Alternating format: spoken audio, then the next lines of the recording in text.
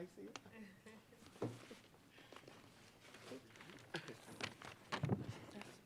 Okay.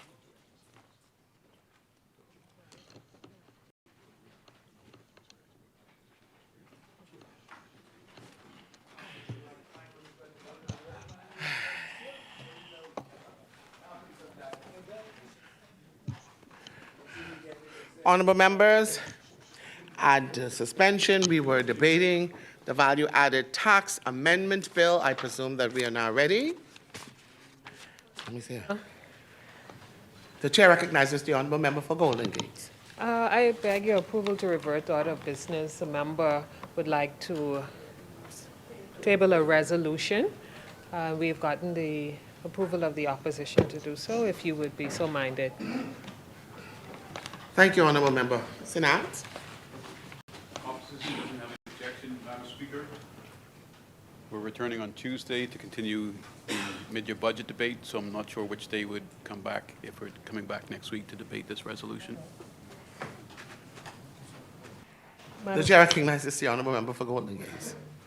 Madam Speaker, we'd like to continue the debate immediately following and revert to the order of business. Thank you, honorable member. Understood, Sinat? Understood, but that didn't answer the question.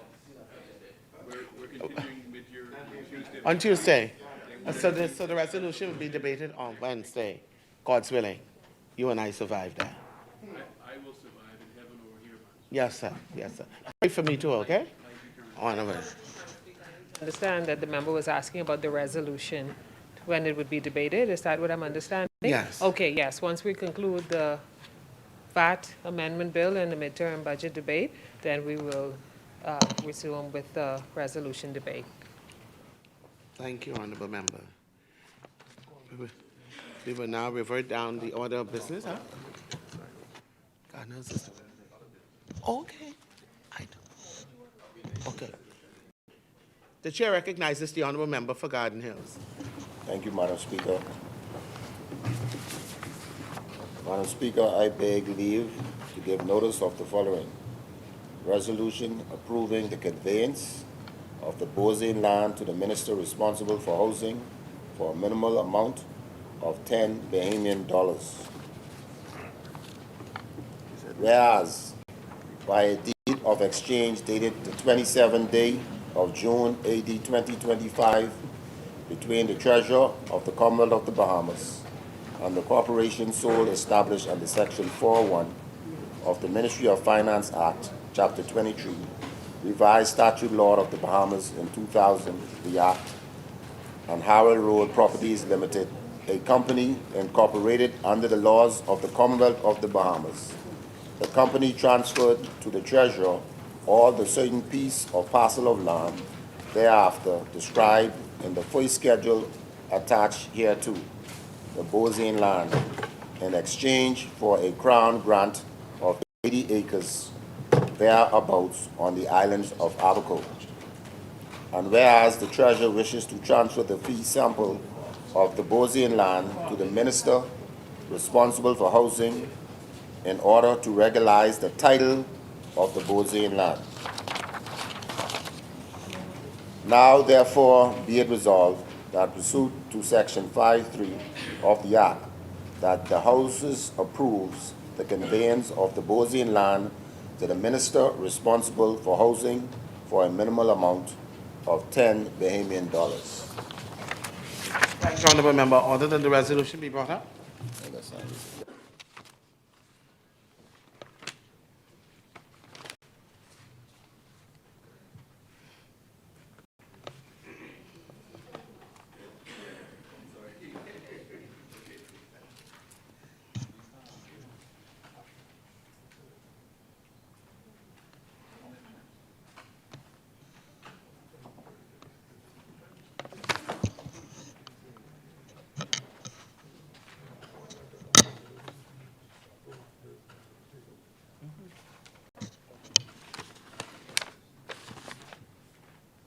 There still need to be signing. Okay, all right. Order notice to lie on the table. We will now revert back to the order of business. We had second reading committals.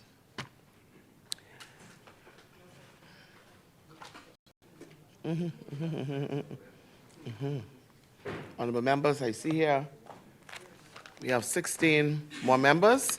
Let's be mindful, and if everybody takes their half an hour, that will take us until 11:30 p.m. So let's not stretch any stretch if we don't have to, okay? And the chair, pardon?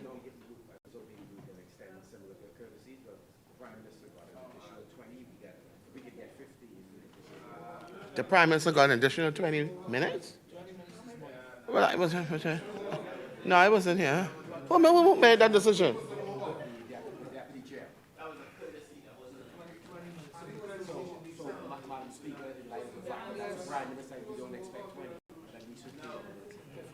If it becomes necessary or not.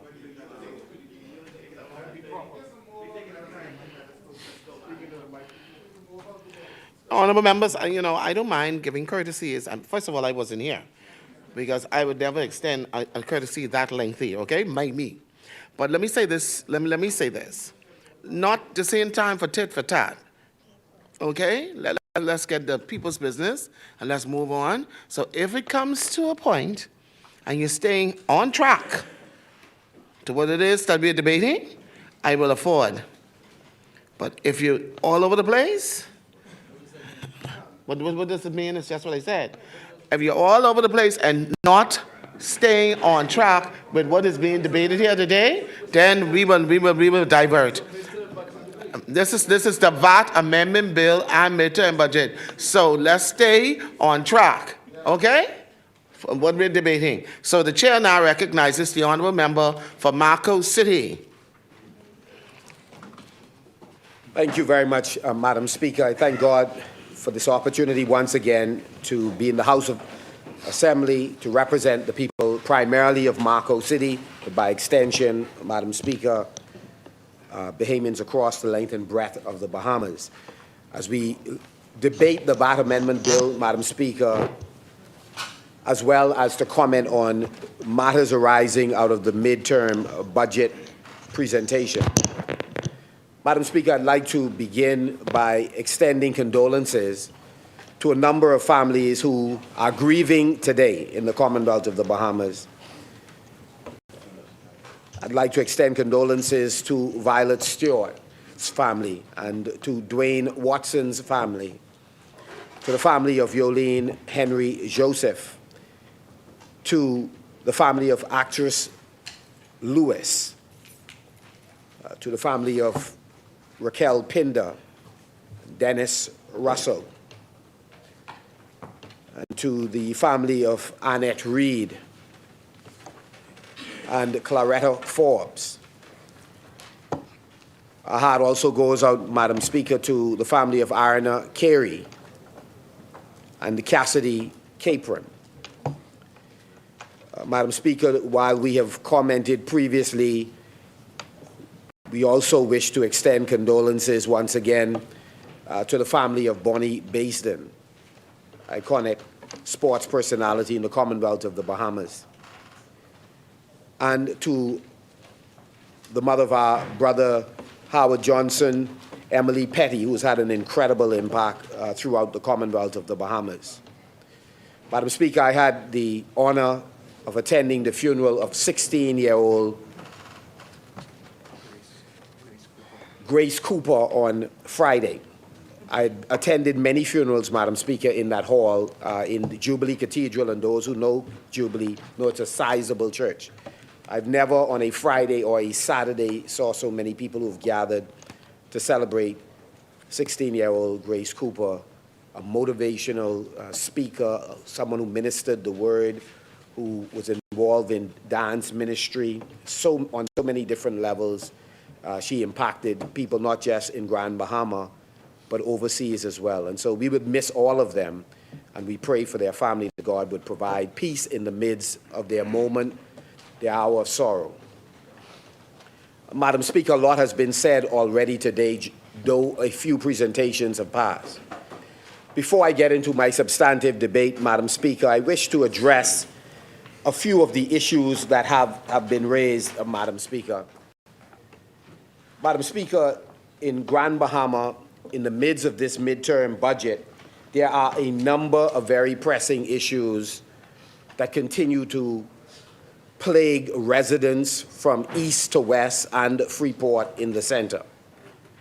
And Madam Speaker, despite the fact that over the last 2 days, the discussions have been dominated by the outcome of the arbitration ruling and the subsequent spins that have followed, Bahamians are still not distracted by some basic facts. If you live in Grand Bahama, as I do, it is still extremely important that more opportunities need to be created, not just for jobs, but for ownership. It is important to this generation of Bahamians that they not only have access to jobs consistent with the skills that they have, but it's also important for them to see a pathway to owning a piece of the rock.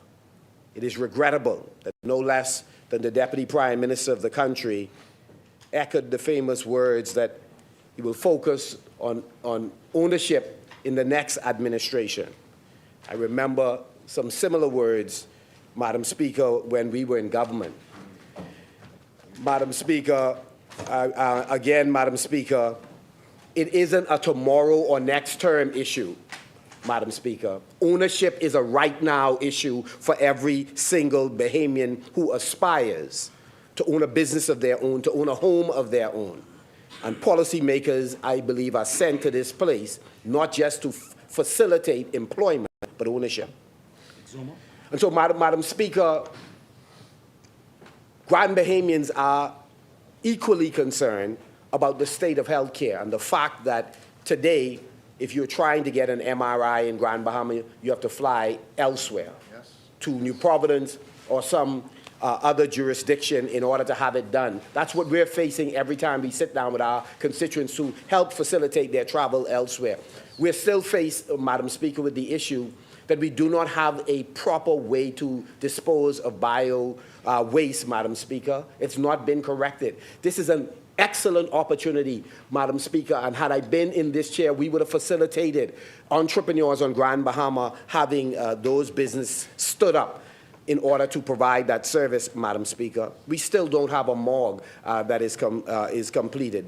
The hospital infrastructure, Madam Speaker, remains challenged in Grand Bahama. So while some seek to spin the arbitration outcomes, the reality is we have real needs right now. Today, Madam Speaker, we still do not have the $120 million that the Davis-Cooper administration says is in the bank, Madam Speaker. For all of their bluster and conversation about that, we still cannot find the $120 million. And Madam Speaker, people related to us in this place and beyond are still facing unemployment. I believe some 279 of them are facing the real possibility of all of them being out of job. And the unions are telling the country and the employees are telling the country that this government would not give them the meager settlement that is due to them, Madam Speaker. The water is still off, Madam Speaker. So we still don't have clarity on the hotel many, many months later. It's hard to trust the word, Madam Speaker, of the Davis-Cooper administration. Madam Speaker, 2025 was to be the completion of phase 1 of the airport, Madam Speaker. It's now 2026, going into the election in the distant future. And still, Madam Speaker, persons in Grand Bahama have been seeing the architectural drawings. They don't know the exact footprint for the airport, Madam Speaker. And while we trust a number of those persons we have heard are involved in the construction side, we certainly don't trust this government, Madam Speaker. So those are the issues that we face in Grand Bahama, Madam Speaker. So persons can seek to distract from these pressing everyday issues, Madam Speaker. Issues like, again, we welcome the opportunity for investment, inward investment, including in cruise ports, Madam Speaker, but it is sad and tragic, Madam Speaker, that we have not done sufficient to make sure that that money is trickling throughout Grand Bahama. Beyond the jobs, there is a desire to have ownership, and that's what the Tourism Development Corporation should have been dedicated to, Madam Speaker. empowering any number of Bahamians in Grand Bahama who can extract more resources, but more important than just the benefits of cruise passengers, to come up with a strategic plan. That is what we intend to do, to come up with a strategic plan to increase stopover visitors and stop trading stopover visitors or converting them into cruise passengers, Madam Speaker, which is largely what is happening. And Madam Speaker, as we are in here debating today, there's turmoil, Madam Speaker, at the shipyard, Madam Speaker. Most importantly, the turmoil surrounds the fact that there are many Bahamians who are knocking on the door and cannot seem to gain entry. Some who were, again, laid off, Madam Speaker, when we had the catastrophic events. But even since that's been over, some of them have not been able to make it back to the shipyard. And they seem to be knocking on government's door, Madam Speaker, and no one is answering fast enough or resolutely enough to address their issue, Madam Speaker. That's the major problem at the shipyard. And Madam Speaker, the second challenge is we believe, and we attempted to do it when we were in office, we believe that it's important not just to advocate as we are, to fight for as we are, for more Bahamians to work at the shipyard. We believe more Bahamians should own companies that can carry out works in the shipyard. Because, Madam Speaker, I believe it's roughly about 65% of the works done on various vessels are done by subcontractors. Bahamians are as gifted and talented as anyone else, and so jointly with some of those companies that provide that service, or by themselves, Madam Speaker, we should be facilitating Bahamian companies being stood up, Madam Speaker, in special economic zones that can provide services to the shipyard. And Madam Speaker, we are told that the government, even when it's supposed to properly process applications for others who will add to the Bahamian labor force, that the government is woefully slow and unresponsive. So on multiple levels, not facilitating the Bahamians and not facilitating any expertise, Madam Speaker, that may not already be on shore. And so we have a challenge. And so if projects do not carry on, Madam Speaker, smoothly, then it's going to impact those workers who are there and those who deserve to be there who are not yet being facilitated, Madam Speaker. And Madam Speaker, with respect to the arbitration, Madam Speaker, I'll be very, very brief on this subject, Madam Speaker. I listened to the nonsense that was being spewed this morning, Madam Speaker. Madam Speaker, this government seeks to give the impression that it is fighting for ordinary Bahamians in Grand Bahama, Madam Speaker, gaslighting this public, Madam Speaker. If you are interested, Madam Speaker, in the empowerment of our people, Madam Speaker, then you should be fighting for ownership. They are not fighting for ownership, Madam Speaker. If you are interested, Madam Speaker, in wrestling away controls from a select group of companies, Madam Speaker, and families, Madam Speaker, you should be interested in competition. This is a group, this is the single source direct award administration, Madam Speaker. They're not for competition to encouraging people who hail from the areas we hail to get a piece of the pie, Madam Speaker. But let me go further. For all of the talk of the member for Cat Island and Rumkey in San Salvador, about being courageous and brave, challenging the old order to create opportunities for Bahamians, Madam Speaker. Here are the facts. And for those who bombed the desk because they didn't know better, Madam Speaker, GBPA, Madam Speaker, is in large measure a regulatory body that earns some revenue, Madam Speaker, from the granting of licenses. We are on record in the Free National Movement as saying the days for a couple of families or companies to be in control of the regulatory environment in Grand Bahama, those days are over. We've said it over and over and over again. So there's no daylight on that subject between us and the government. We are just wiser, Madam Speaker, not to create uncertainty and lack of confidence in Freeport by proceeding about achieving that outcome the way this administration is doing it, Madam Speaker. We believe that there are many other ways in which it could be done, Madam Speaker, and we intend to execute it. So those days of a couple families owning, those days, Madam Speaker, are long gone. We believe that licensees and members of the Grand Bahama community ought to be ownership in GBPA and preside over that. We have said that already. But here's the second part, Madam Speaker, and this is the part we want every Bahamian to hear. What is known as GBPA, Madam Speaker, used to include the following: the utility company, a revenue-generating entity, the power company, Madam Speaker, the sanitation company, DevCo that sells the land and holds inventory of the land, the various companies that are involved in the servicing of the various communities, Madam Speaker. We pay service charges in Grand Bahama. Madam Speaker, members of this House, all of those revenue-generating groups were privatized under the Progressive Liberal Party, Madam Speaker. And the Member of Parliament for Kid Island, Rum Key in St. Salvador, has been in Parliament for 30 years plus, Madam Speaker. Where was the courage and the bravery to speak out against, to fight against, Madam Speaker, the privatization of those agencies that are truly making the money? Because he knew in advance, there's no possibility of getting, even if the thing hadn't been thrown out, if the petition by the government hadn't been dismissed, Madam Speaker, no possibility of getting $357 million from the GBPA that is subvented by other agencies, Madam Speaker. But the agencies that do have some money, those agencies are in private hands with their resources protected, and the Progressive Liberal Party presided over that exercise, Madam Speaker. We have said on record, the member for East Grand Bahama made the point, Madam Speaker, he made the point to say, Madam Speaker, that no administration before would have supported any of the provisions, save and except one, the bylaws that was brought by the Grand Bahama Port Authority.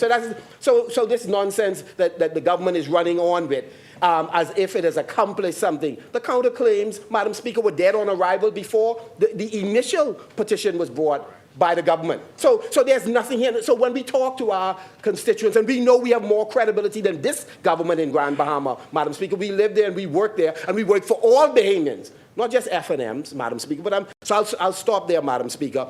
Under the Progressive Liberal Party, the revenue-generating components of what was GBPA were all privatized under this administration, Madam Speaker. Different iterations of the same administration. Madam Speaker, let me turn my attention, Madam Speaker, to the discussion with respect to the VAT Amendment Bill. We are happy that the government has been responsive to the pressure from the public, Madam Speaker, the public who recognize in the midst of inflationary pressures that have been brought on them with higher prices in almost every area. We have, Madam Speaker, consistently talked about the items we intend to remove VAT on. The government is beginning to head in that direction, Madam Speaker. They ain't there yet. They ain't even going to get there, Madam Speaker, by the time of the election, Madam Speaker. So it is about time that they are responsive to the people, Madam Speaker. So let me say this, Madam Speaker. The issue here today for the next few minutes, Madam Speaker, is about trust. This is simply an administration, Madam Speaker, and I'm not talking about all ministers, because not all ministers have been, Madam Speaker, serial storytellers, Madam Speaker. There are some, Madam Speaker, and chief among them is the CEO of the country, Madam Speaker. It's an issue of trust, Madam Speaker. And so today, I speak about trust, because trust is something, Madam Speaker, that a government shouldn't be asking for. It's something that a government should try to earn, Madam Speaker, and they're not doing so. And this mid-year budget, Madam Speaker, this debate gives us an opportunity to ask a couple of simple questions.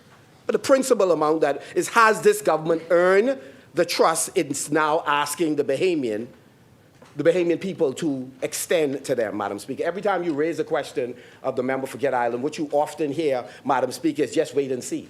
You know, that's the stock answer for the thing he cannot defend in the moment. 120 million in the bank, wait and see. Well, the deputy already said it there, Madam Speaker. They still can't pay the workers, Madam Speaker. So it's either the money went in the bank and they did something else with it, they deny that, or the money never made it to the bank. Either way, Madam Speaker, those are not persons whose words you can easily trust after that.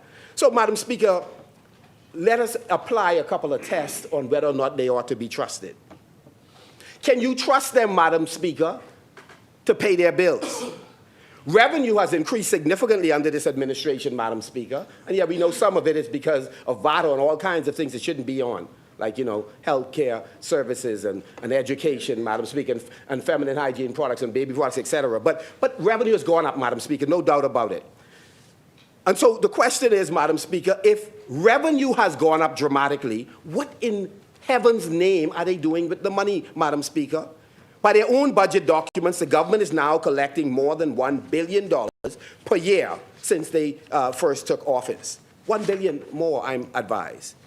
Madam Speaker, with that kind of increase, the Bahamian people would expect better hospitals, better clinics, better schools, better public services, Madam Speaker.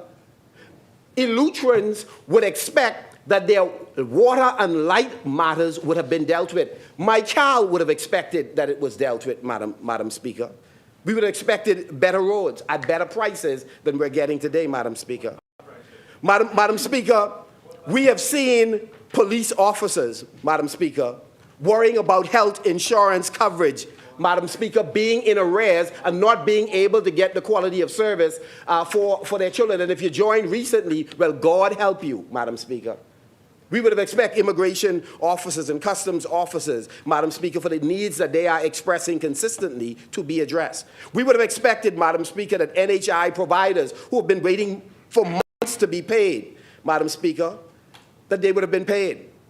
Madam Speaker, we would have expected that clinics and doctors would not have to operate in uncertainty because they cannot be paid on time. The question I had asked was, can you trust this government to pay its bill since it's bragging about how much money it has? We've seen teachers and public servants waiting on payments and allowances, Madam Speaker. We've seen vendors, small contractors, and family businesses waiting to be paid for work already provided, Madam Speaker. Madam Speaker, sometimes they are waiting for months and months on end, Madam Speaker. And even when they pay, they have to pay in little small increments, Madam Speaker. We've seen hospitals strained, diagnostic equipment delayed or not at all arriving where it needs to go. I mentioned the MRI machines in Grand Bahama, Madam Speaker. And basic upgrades postponed, Madam Speaker. They cannot pay people to keep the country running in an efficient manner and on time, Madam Speaker. This kind of performance does not earn you trust. And Madam Speaker, the numbers now confirm what many of the businesses across this country has already been grumbling about. The mid-year budget review reveals that unpaid bills and arrears have nearly doubled in just 1 year. December 24, arrears, Madam Speaker, stood at approximately $122 million. By December 2025, it's doubled, Madam Speaker, $241 million owed. That's almost, Madam Speaker, $120 million in additional unpaid obligations in a single year, Madam Speaker. Almost $120 million. Madam Speaker, if they didn't tell a tall tale, an untruth about that 120 that they got in Grand Bahama, maybe they could have paid that, Madam Speaker. So while the government speaks about deficit improvement and a projected surplus, lie them tell, still supposedly being on track, Madam Speaker, the country must confront an uncomfortable truth. Those improved numbers are occurring alongside, Madam Speaker, a growing mountain of unpaid bills, Madam Speaker. The chair recognizes the honourable member for Yamasborough. Indicated a unparliamentary term in his speech, and I'd like for that to be withdrawn by the member. Lied and Mattel. He tried to slip it in there, but if we can't say lie, then we shouldn't be allowed to either. Thank you. Madam Speaker, truth them tell. No, untruth them tell. Madam Speaker, when invoices, untruth them tell. Madam Speaker, when invoices sit unpaid, expenses appear lower, and that's deliberate, Madam Speaker. When obligations are delayed, the deficit appears smaller, and that's deliberate, Madam Speaker. When vendors are forced to wait, the books look cleaner, Madam Speaker, and we believe that's intentional. But that's not progress, Madam Speaker. It's just leaving the tab for someone else to pick up. Member for Eczema and Regular. The leader of the opposition would make inferences that the professionals of the Ministry of Finance are cooking the books. This is wholly inappropriate. It's offensive, and he ought to desist, and he ought to withdraw all of those remarks, Madam Speaker.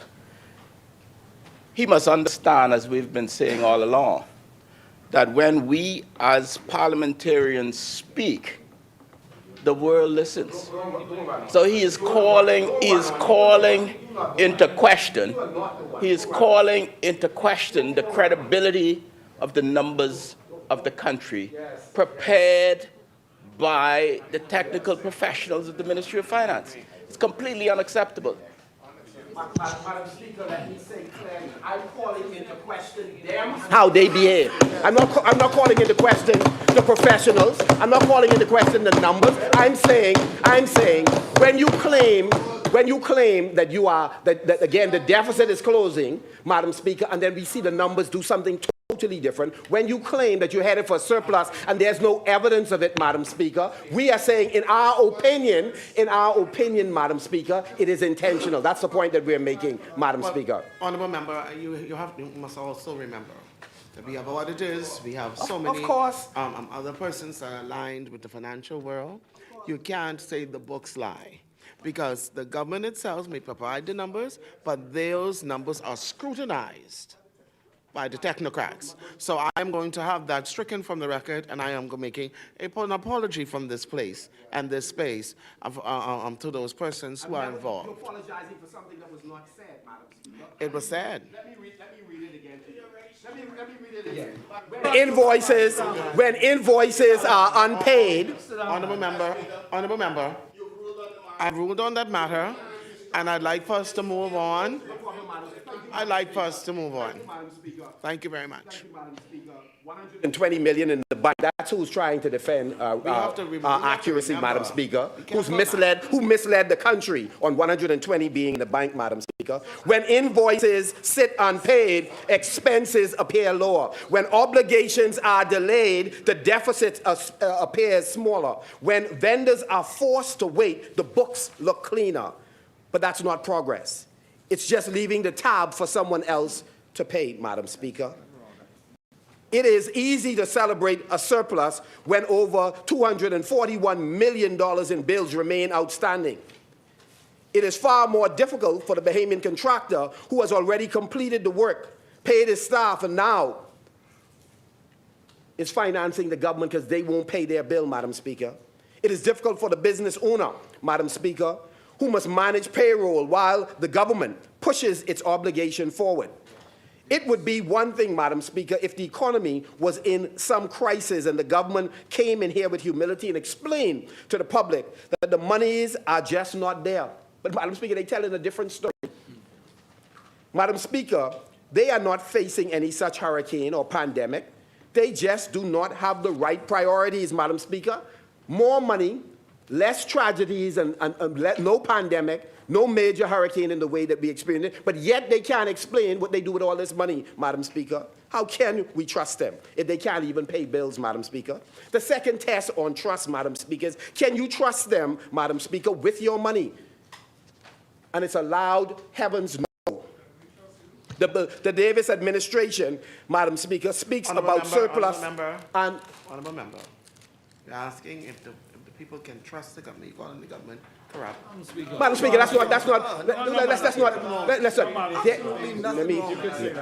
the Davis administration speaks about surplus and uncertainty. These cameras? Okay, keep going. Yes, of course. Keep going. The Davis administration speaks about surplus uncertainty. They point to deficit reduction and debt ratio. They speak in technical language designed to reassure markets and international observers. But the Bahamian people do not live on the basis of their ratios. They live in reality, Madam Speaker.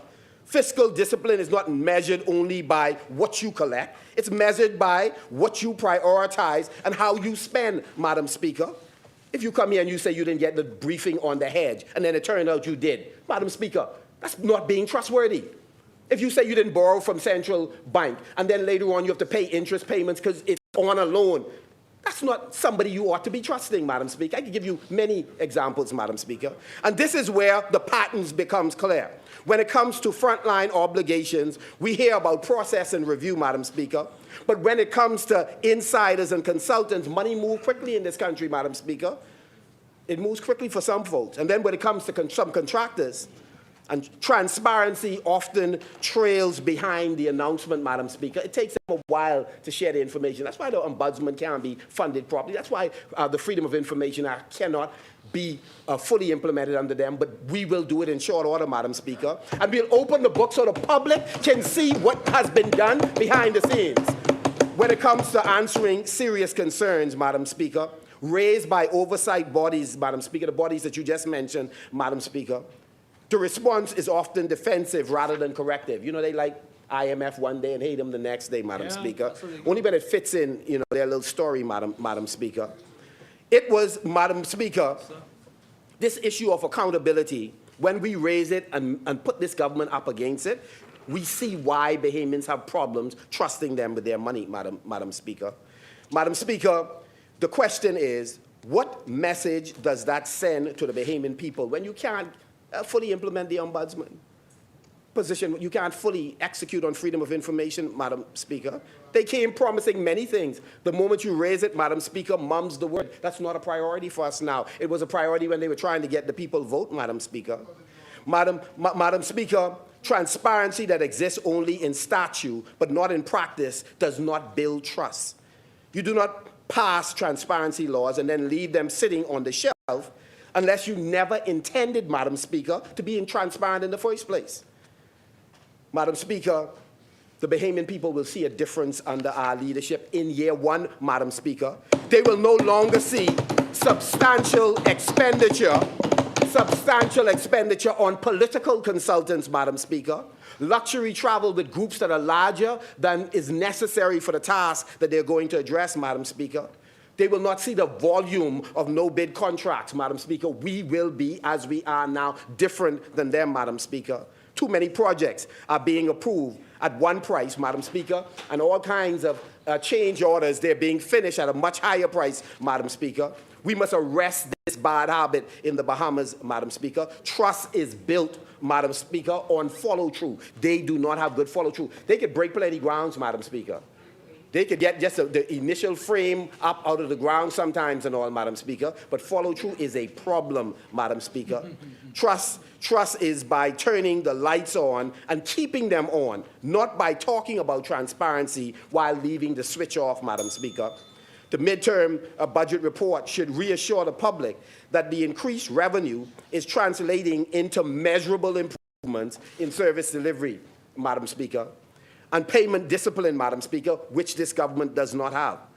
Madam Speaker, instead, what we are seeing is a continued strain across multiple sectors.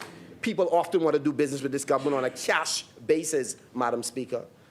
Obligations must be paid on time in the Bahamas. Capital projects within scope and budget must be the order of day. Transparency, Madam Speaker, and fair procurement process must be the order of the day. Respecting those who run the country in different sectors must be the order of the day, Madam Speaker. The government would like this debate to be about the macroeconomic stability alone. Madam Speaker, we agree stability is absolutely important.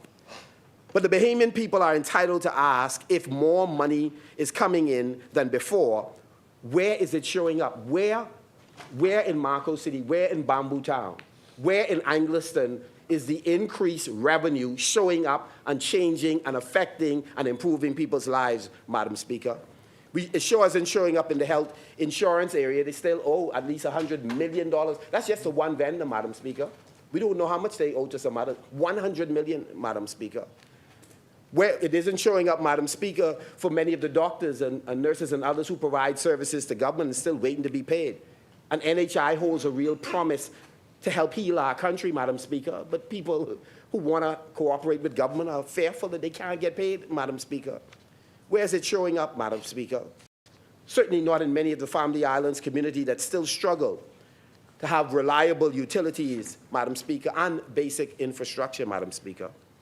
Where is all this money showing up? Madam Speaker, let me move quickly to the trust test. Can you trust their word? And Madam Speaker, I'd appreciate if I'm able to be given a little extra time, Madam Speaker, to wrap up. You could get 5 minutes because you used 4 minutes and 54 seconds. I was counting on arbitration. You tell me it's going to be a little while. You could have that, okay? Madam Speaker, I was just trying to bring clarity to that matter, Madam Speaker. Madam Speaker, trust is about consistency. Because a government that cannot keep its story straight, it cannot hope to get the trust of people who just want them to speak plain and be direct, Madam Speaker. The Bahamian people watched the Prime Minister say one thing about BPL and a major energy agreement, and then watched his Minister of Energy publicly contradict him, Madam Speaker. This is not uncommon with this administration. Two ministers talk about what the future would be for NIB, only for the Prime Minister to come and contradict them. And we know what they said came straight out of Cabinet, Madam Speaker. I felt so bad, Madam Speaker, for both of them. Okay, Madam Speaker, for at least one. Madam Speaker,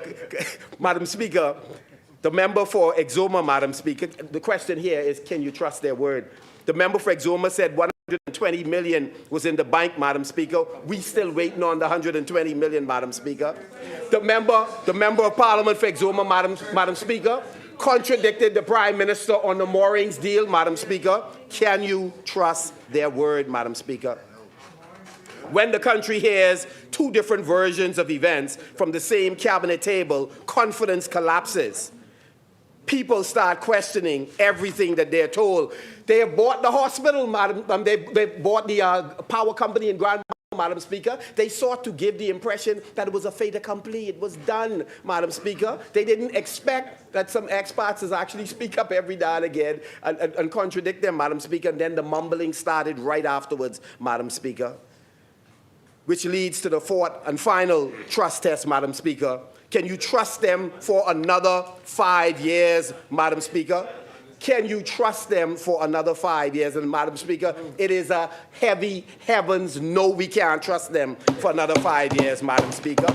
Because all of what they've been talking about, Madam Speaker, it is not progress, Madam Speaker. The Prime Minister argued earlier that the transfer of $265 million to the National Investment Fund was lawful because it was mentioned in a borrowing resolution, Madam Speaker.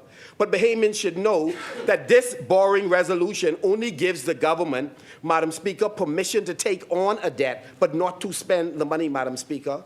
Our Constitution, Madam Speaker, is clear.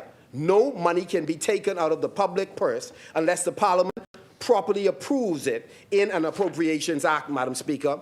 Perhaps our Minister of Finance, who loves to lecture everybody else, Madam Speaker, certainly on this side, may want to reacquaint himself with Article 130 and 131 of the Constitution, or Section 53 of the Public Finance Management Act of 2023 that he himself brought to this Parliament, Madam Speaker. Or, of course, Madam Speaker, I must remind him about Section 16.4 of the Debt Management Act, Madam Speaker, that explicitly states that all proceeds of sovereign borrowing must go to the consolidated fund, Madam Speaker. The law does not give him or anyone the right, Madam Speaker, to place any borrowed funds anywhere but in the consolidated fund, Madam Speaker. But yet again, he got up again today, Madam Speaker, and told us an untruth in the House, Madam Speaker. A resolution is not a parliamentary appropriation. It does not and cannot replace the law, Madam Speaker. So the simple truth is that the government moved hundreds of millions of dollars without the legal spending authority the Constitution demands, Madam Speaker.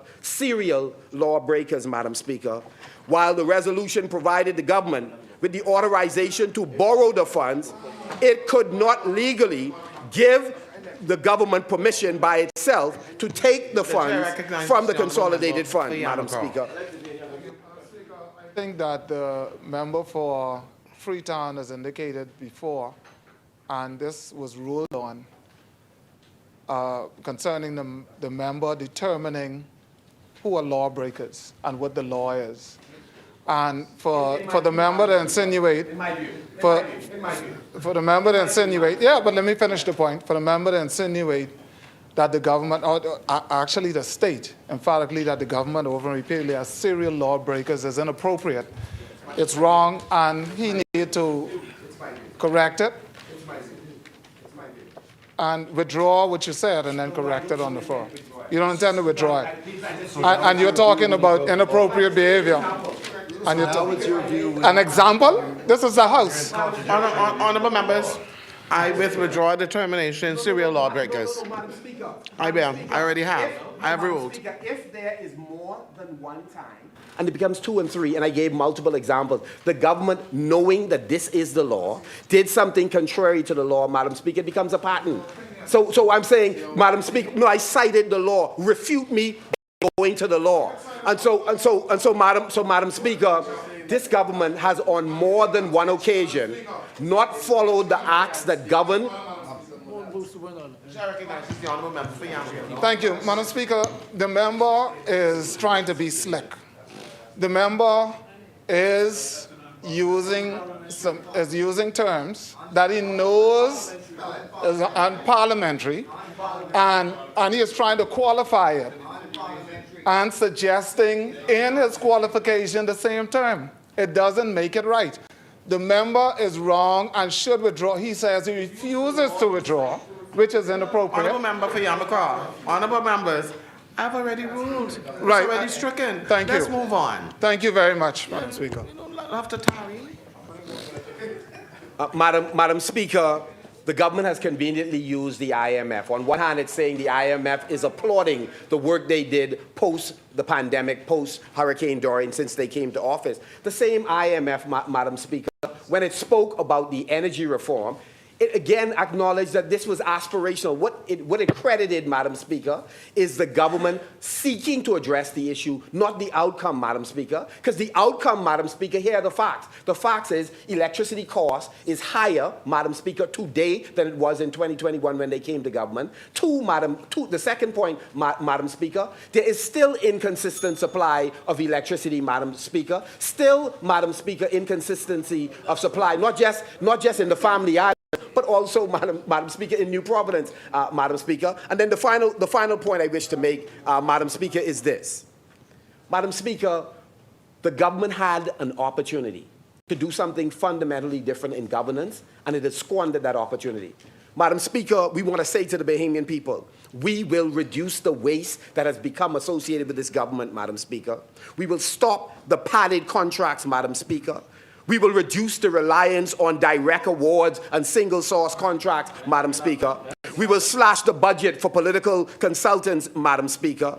We will reduce the parties that they have before and after events, Madam Speaker. And we will reduce these massive crowds that are going on trips, Madam Speaker, that they provide because they can't provide jobs for them, Madam Speaker.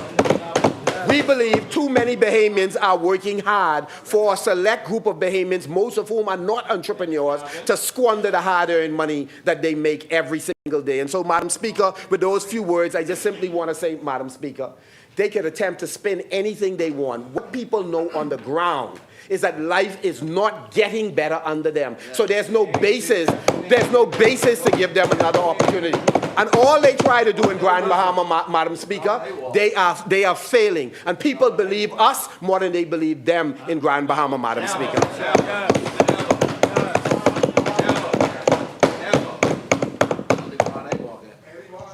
You don't walk on too many grounds. Thank you, honorable member.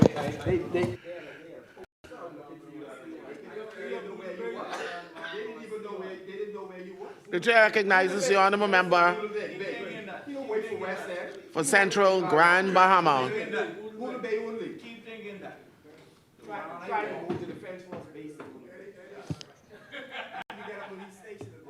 Members, let's recognize as many. Central Grand Bahama is on the floor. Madam Speaker. Can you hear me now? Thank you, Madam Speaker. I thank you for this opportunity to address this House. On behalf of the wonderful, good constituents of Central Grand Bahama, who sent me here for 2 consecutive terms to represent them in this honorable House. Madam Speaker, before I get too deep into my presentation, I'd like to do a little bit of house cleaning or housekeeping for my constituency. Madam Speaker, food security nowadays is an all-time critical element. And in Central Grand Bahama, I've switched the model now from giving out vouchers to going into a full-time Central Grand Bahama food pantry, where we have dry goods and we have packages where constituents are coming in on a daily basis, and they're getting supplies that they can cook their own food. And in some cases, we are providing hot meals for those who may not have electricity and gas to also ensure that everyone is afforded a meal. Madam Speaker, we have advanced our seaport development in central Grand Bahama. The ramp that started in Hannah Hill is now in West Grand Bahama, through the boundary cut, so that ramp was taken away. I guess it will be inherited by someone else. However, this is West Grand Bahama. However, the ramp in Hunters, Madam Speaker, is being developed, and we are scheduled to open that seaport on March 27th. And we've had a meeting with the police department, who did a site visit with me last week, and they've been given over the tools to put up the high mast to house the port and the starboard lights, as well as the solar lights, to ensure that we have, and as well as the cameras, to ensure that we have electronic surveillance and safety at that site. Madam Speaker, that's scheduled for the 27th and scheduled for the 28th of March, the week before Easter, when everybody's interested in getting their fish, for their fish fry for Easter, having the first fishing tournament at the seaport. And we'll be inviting fishers from all over Grand Bahama and the wider Bahamas to participate in that tournament. The set will be up by this weekend for registration. Of course, prizes will be given during the day. We'll have a farmer's market, and the fishers, when they return in the evening after weighing in their fish, can now sell those fish to persons who may be in the area to now purchase their Easter catch a week before Easter. So it's going to be a wonderful event, Madam Speaker, down at the seaport in Hunters, Central Grand Bahama. Madam Speaker, before I get also into my presentation, yes, I do echo the cries of the Bahamian workers at the shipyard. We get complaints every day. I know it's being worked on, but we get complaints every day when Bahamian workers are complaining that they're working 1 and 2 days out of the week, and their foreign counterparts are working overtime. And the area where I live in, I can hear the buses going day in and day out, day and night, carrying workers to the shipyard, foreign workers, while our Bahamians are being left out. And for the statement to be made that they are unqualified or not, don't have the skill set, I believe that's a slap in the face to our Bahamian workers, because oftentimes a lot of them have to still train their foreign counterparts. So I want to thank Ms. Mabel Bridgewater and her team for the stellar work that they're doing on a regular basis to fight for the workers at, the Bahamian workers at the shipyard. Madam Speaker, I rise today as a representative of a constituency, Central Grand Bahama, that sits in a nation that is at the front line of the global change. Madam Speaker, we are debating a VAT bill that is far more than an adjustment of percentage. Madam Speaker, this is a shield. Madam Speaker, as of last week, the Straits of Hormuz remain a theater of tension. That's one of the most busy seaports we have over in the Middle East. With 20%, Madam Speaker, of the world's oil passing through the needle's eye, and insurance premium for tankers, Madam Speaker, when I watch international news, skyrocketing by some $250,000 US, $250,000 per voyage.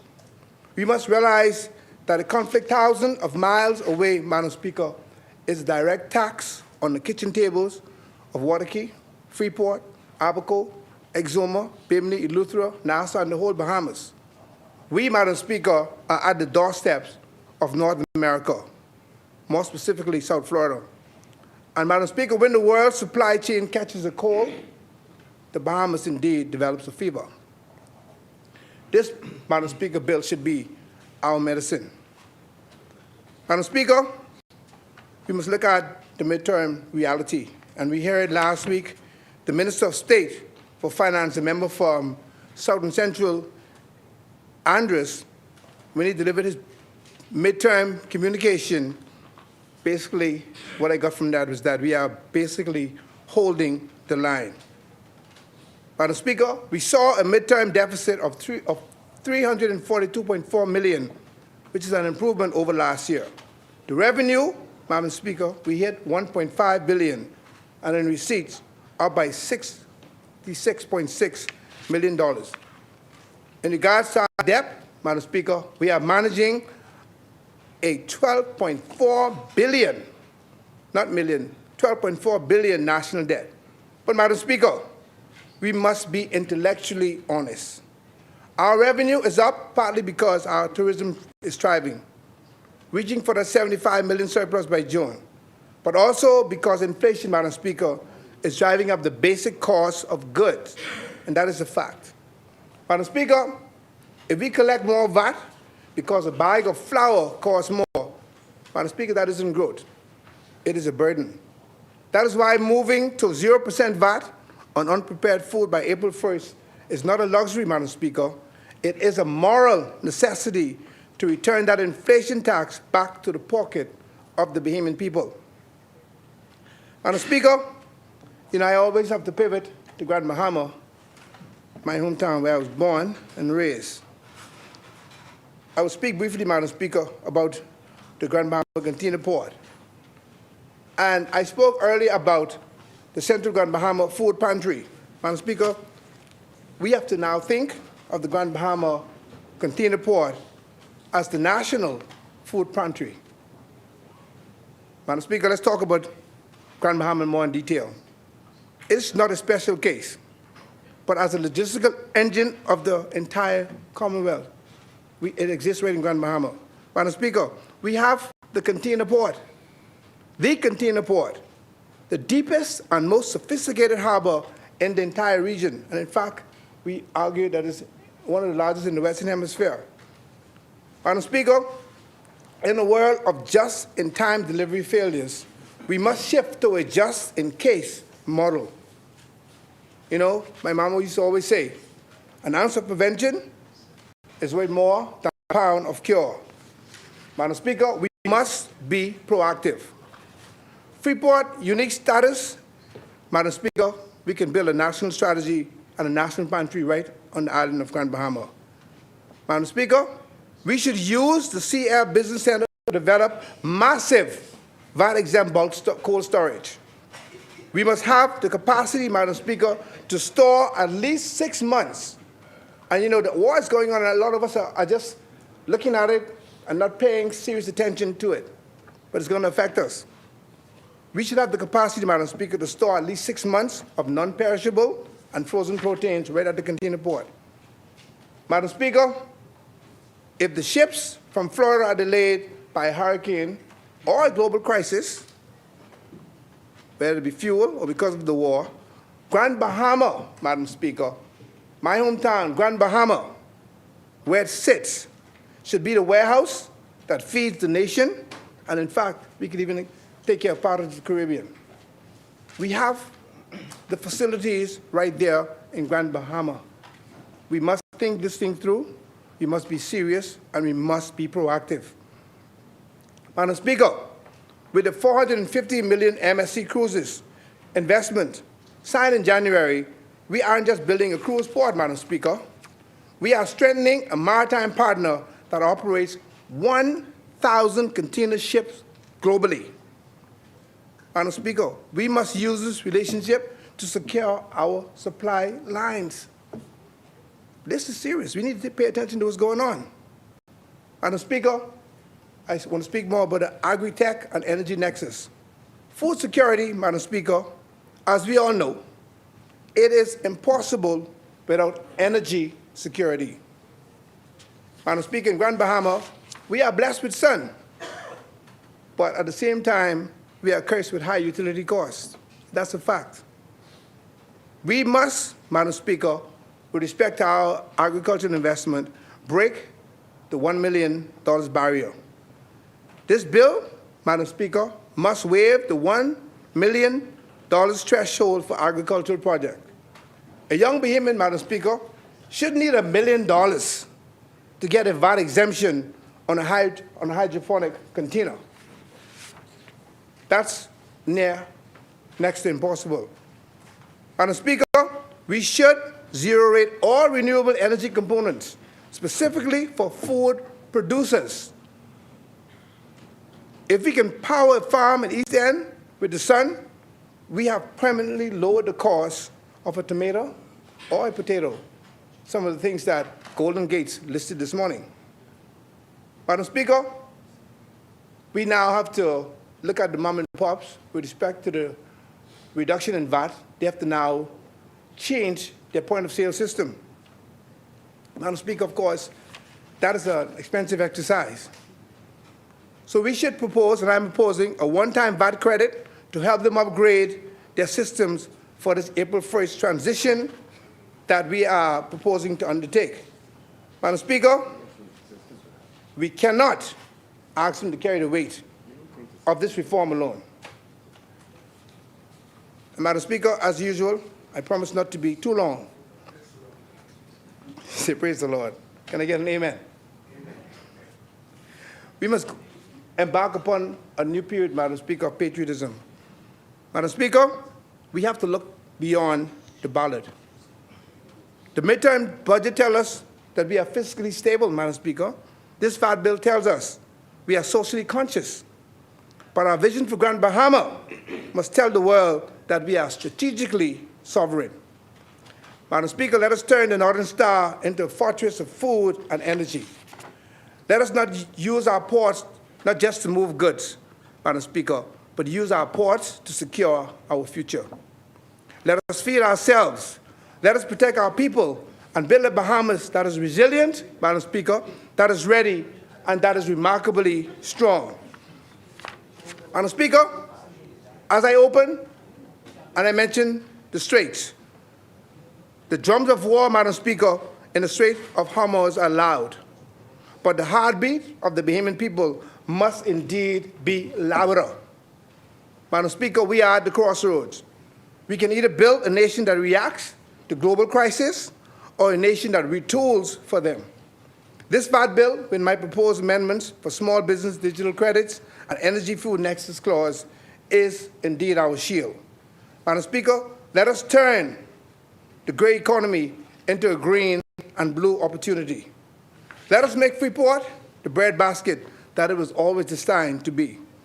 Madam Speaker, when the world look at the Bahamas, let them not see a victim of global inflation, but a master of its own destiny. And as I close, Madam Speaker, I'm reminded of a poem by William Ernest Henley entitled Invictus. It says, out of the dark night that covers me, black as the pit, from pole to pole, I thank whatever God may be for my unconquerable soul. In the flood clutch of circumstance, I have not winced nor cried aloud. Under the burgeoning of chance, my head is bloody, but unbowed. Beyond this place of wrath and tears, known but the horror of the shades, and yet the menace of the years finds and shall find me unafraid. Madam Speaker, it matters not how straight the gate, how charged with punishment the scroll. I am the master of my fate. I am the captain of my soul. Let us be the captain of our soul under God and our destiny. Thank you very much, Madam Speaker. Central Grand Bahama, hereby rest. Thank you, Honorable Member. Always love when you rise to your feet. To the point. As many, the chair recognizes the Honorable Member for Nassau Village.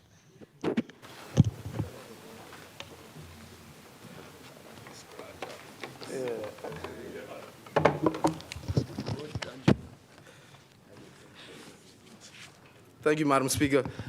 The member for Central Grand Bahama ended unfairly, you know. That's a very important poem that we all know, and we all hold truth.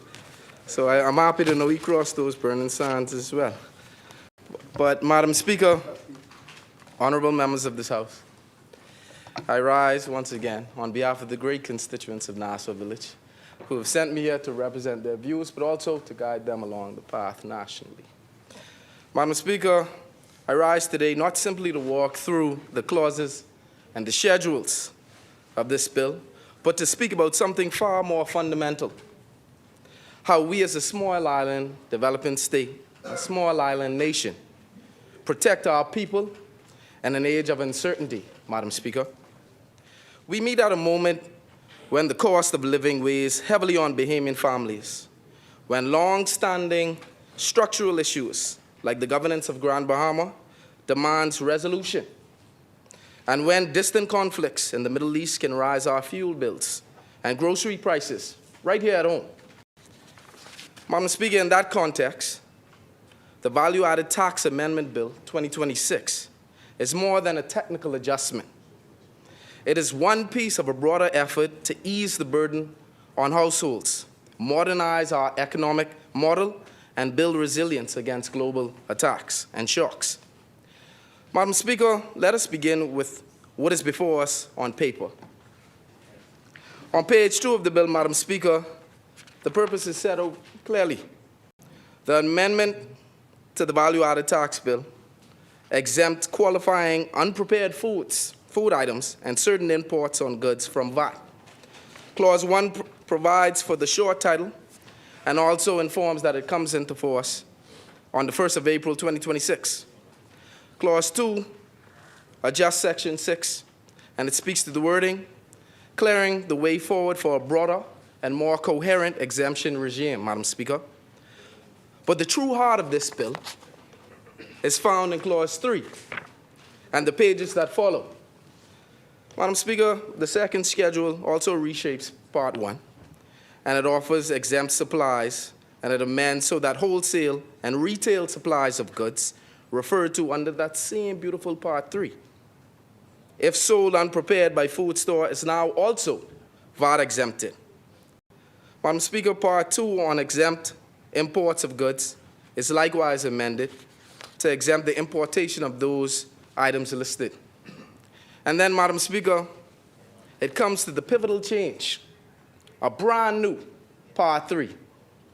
The supply of goods and importations stretching from page 3 all the way to page 66. Madam Speaker, what does Part 3 do, right? It takes the abstract principle of relief on essentials and turns it into a detailed, concrete list of items that Bahamian families can recognize on their everyday dinner tables. Madam Speaker, from page 3, we see fresh and frozen meats. Like my colleague for Golden Gate stated, you have poultry, you have mutton, you have tomato paste, you have pork, you have lamb, we have fish and seafood, but not just any fish, Madam Speaker. The bill outlines fresh snapper, fresh grouper, to frozen tuna and mackerel, reflecting our own cultural and dietary realities, Madam Speaker. As we move through the pages, we encounter dairy, eggs, milk, fresh powdered cream, vegetables, fruits, etc., Madam Speaker. My friend Ryan Wong has a daiquiri stand in Nassau Village, Madam Speaker. And I always ask him, well, how is the business doing? He says exceptionally well, but we expect to do better after April 1st. Madam Speaker, when melons, papayas, apples, grapes, and berries, and much more will also be VAT-free. You see, Madam Speaker, it's about touching the everyday man. And sometimes when we speak in this honorable house, it sometimes goes over a lot of persons' head. Madam Speaker, the bill turns to staples, buckwheat, flowers, bakeries. You know, we all like Purity Bakery, Madam Speaker. So you see, Madam Speaker, I have a friend, Miss Russell. She owns a restaurant in New Bight Island, right? And she was telling me how now she will continue to be a competitive restaurant owner. You see, Madam Speaker, the unprepared goods will yield exactly what it's supposed to yield, and that is relief. Madam Speaker, as we go on throughout the 66 pages from page 3 to 66, we see a number of things: pasta, noodles, list goes on, fruits, jams, baby foods, infant preparation, etc., Madam Speaker. But if we step back for a second from the tariff codes and the technical language, a simple picture emerges, Madam Speaker.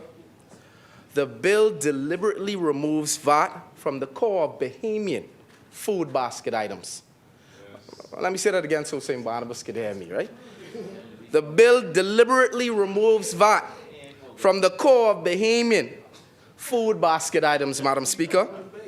It goes beyond slogans and political rhetoric, Madam Speaker. It spells out item by item how families will see relief at the register where it matters, Madam Speaker. For the last 3 years, we have heard breadbasket items. We've heard a consistent trend. No more, Madam Speaker. Mums wasn't the word in this case, you see? But, Madam Speaker, as we go back into the bill, objects and reasons, and I adhere to your distress. Objects and reasons on page 69, Madam Speaker, spells out, the bill seeks to amend the value-added tax to eliminate VAT on qualifying unprepared food items, thereby reducing the cost of essential goods for consumers, and on certain taxable imported goods, Madam Speaker. At the same time, Clause 4, which amends the fourth schedule, it speaks to the reorganizing of the structure of VAT itself, Madam Speaker. It speaks to the reduction of the VAT in this particular case, under which certain goods will be taxed at a reduced rate of 5% instead of the standard rate, Madam Speaker. The message is clear. We are not dismantling the VAT system. We are refining it, shielding essentials, creating a 5% ban, Madam Speaker, where appropriate, and maintaining a framework where strong enough to fund the services. And I repeat, maintaining a framework strong enough to fund the essential services of our people and that our people rely on. Madam Speaker, the Bahamian people may ask, well, why is this necessary? Why now? Because the past few years have reminded us, Madam Speaker, again and again, that the Bahamas does not control the winds of the global economy, but we can just adjust our sails to them. We have endured a pandemic, Madam Speaker. We have endured a depressed tourism and tourism revenue. We have faced energy and shipping surges, Madam Speaker, and today, as conflicts escalate in the Middle East, we see once more how events, I would say, miles and miles away, have an impact on the food and fuel right here in Nassau, right here in Freeport, right here in Inagua, right here in Nassau Village. Madam Speaker, every time tensions flare near major oil-producing states, we normally brace for fuel price validity. For a country that imports virtually all of its fuels, that possibly meant higher electricity bills for households. But like the Prime Minister said, the member for Kid Island, Ramkey in San Salvador, through his negotiations and his foresight, we have already negotiated a cushion to protect Bahamians from all of these fluctuations and volatility. Madam Speaker, that is true leadership. That is what you want. Because normally, these fuel surges and these instabilities that occur increase operating costs for businesses and ultimately more expensive shipping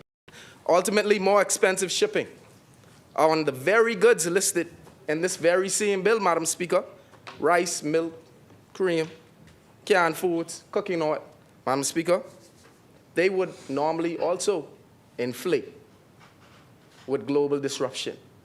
But with this reduction in the VAT, Madam Speaker, we see how this particular reduction comes at a time when we most needed it. Yeah, you're right. We see how it plays a part, all together, synchronized, Madam Speaker. So not only did we negotiate a hedging to stave off immediate expenses in high fuel charges and electricity generation, but we also have reduced VAT to ensure that you don't see those same inflations at the register that impacts everyday life for the everyday Bahamian. Madam Speaker, this is what you want from your government. This is the foresight you would wish to have.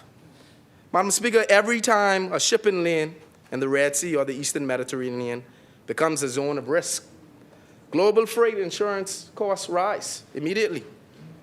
Even if the vessels do not directly supply the Bahamas or do not pass through our waters, we all trade in a global market, Madam Speaker, for shipping services. When risk premiums go up somewhere, they go up everywhere, Madam Speaker. And every time geopolitical uncertainty shakes global markets, tourism and investment feels the tremors. Madam Speaker, in such a world, we cannot pretend that our people's hardships is simply a matter of individual budgeting. This is not just about how a family manages its paychecks. It's about how the global systems transmit shocks to our very own shores. But, Madam Speaker, the reality is that we cannot control the price of oil in international markets. We just can't. We cannot dictate the course of conflicts abroad. We just can't. But, Madam Speaker, what we can do is decide how much tax we place on a pound of rice in Angliston. We can determine how much tax we put on a tray of chicken and beans in Grantstown, on a gallon of oil in Nassau Village, Madam Speaker. These are the things that we can control, and we have chosen to do so with the removal of VAT on all unprepared foods, Madam Speaker. That is the beauty of this particular amendment. Madam Speaker, this is where we see the VAT Amendment Bill 2026 becomes crucial at a time such as this, as an instrument of protection. By exempting a broad array of unprepared staple foods and essentials from VAT at both the point of import and the point of retail, the bill takes one of the few levers that we do have, and we have full control over, and uses it to moderate the impact of forces that we necessarily don't control. Madam Speaker, is this a cure for all? No, it's not. It's not a cure for all. But it does eliminate fuel surcharges. It does not annul global freight rates. But it does mean that a long list of essential goods, the government itself is not adding a further percentage to the families that have to endure them. Madam Speaker, this is not a small thing, and we cannot trivialize it. That is the difference for some households between a basket that stretches to the end of the week and a basket that falls short. Honorable members, Madam Speaker, I was born on the 18th of March, 1988, right? 1988. And I'm constantly in awe of this Grand Bahama Port Authority matter and the Oxbill Agreement, because at the end of the day, I wasn't around when it came into conception, and I wasn't around when it was altered, not mature, right? I speak to some Grand Bahamians, Madam Speaker, in Marco City, and they tell me, well, you know, this is just the way of life. The port runs things in Freeport, and that's just the way they have known it to be. You see, Madam Speaker, as we look inward, we must also confront the structures that shape our own economy from within.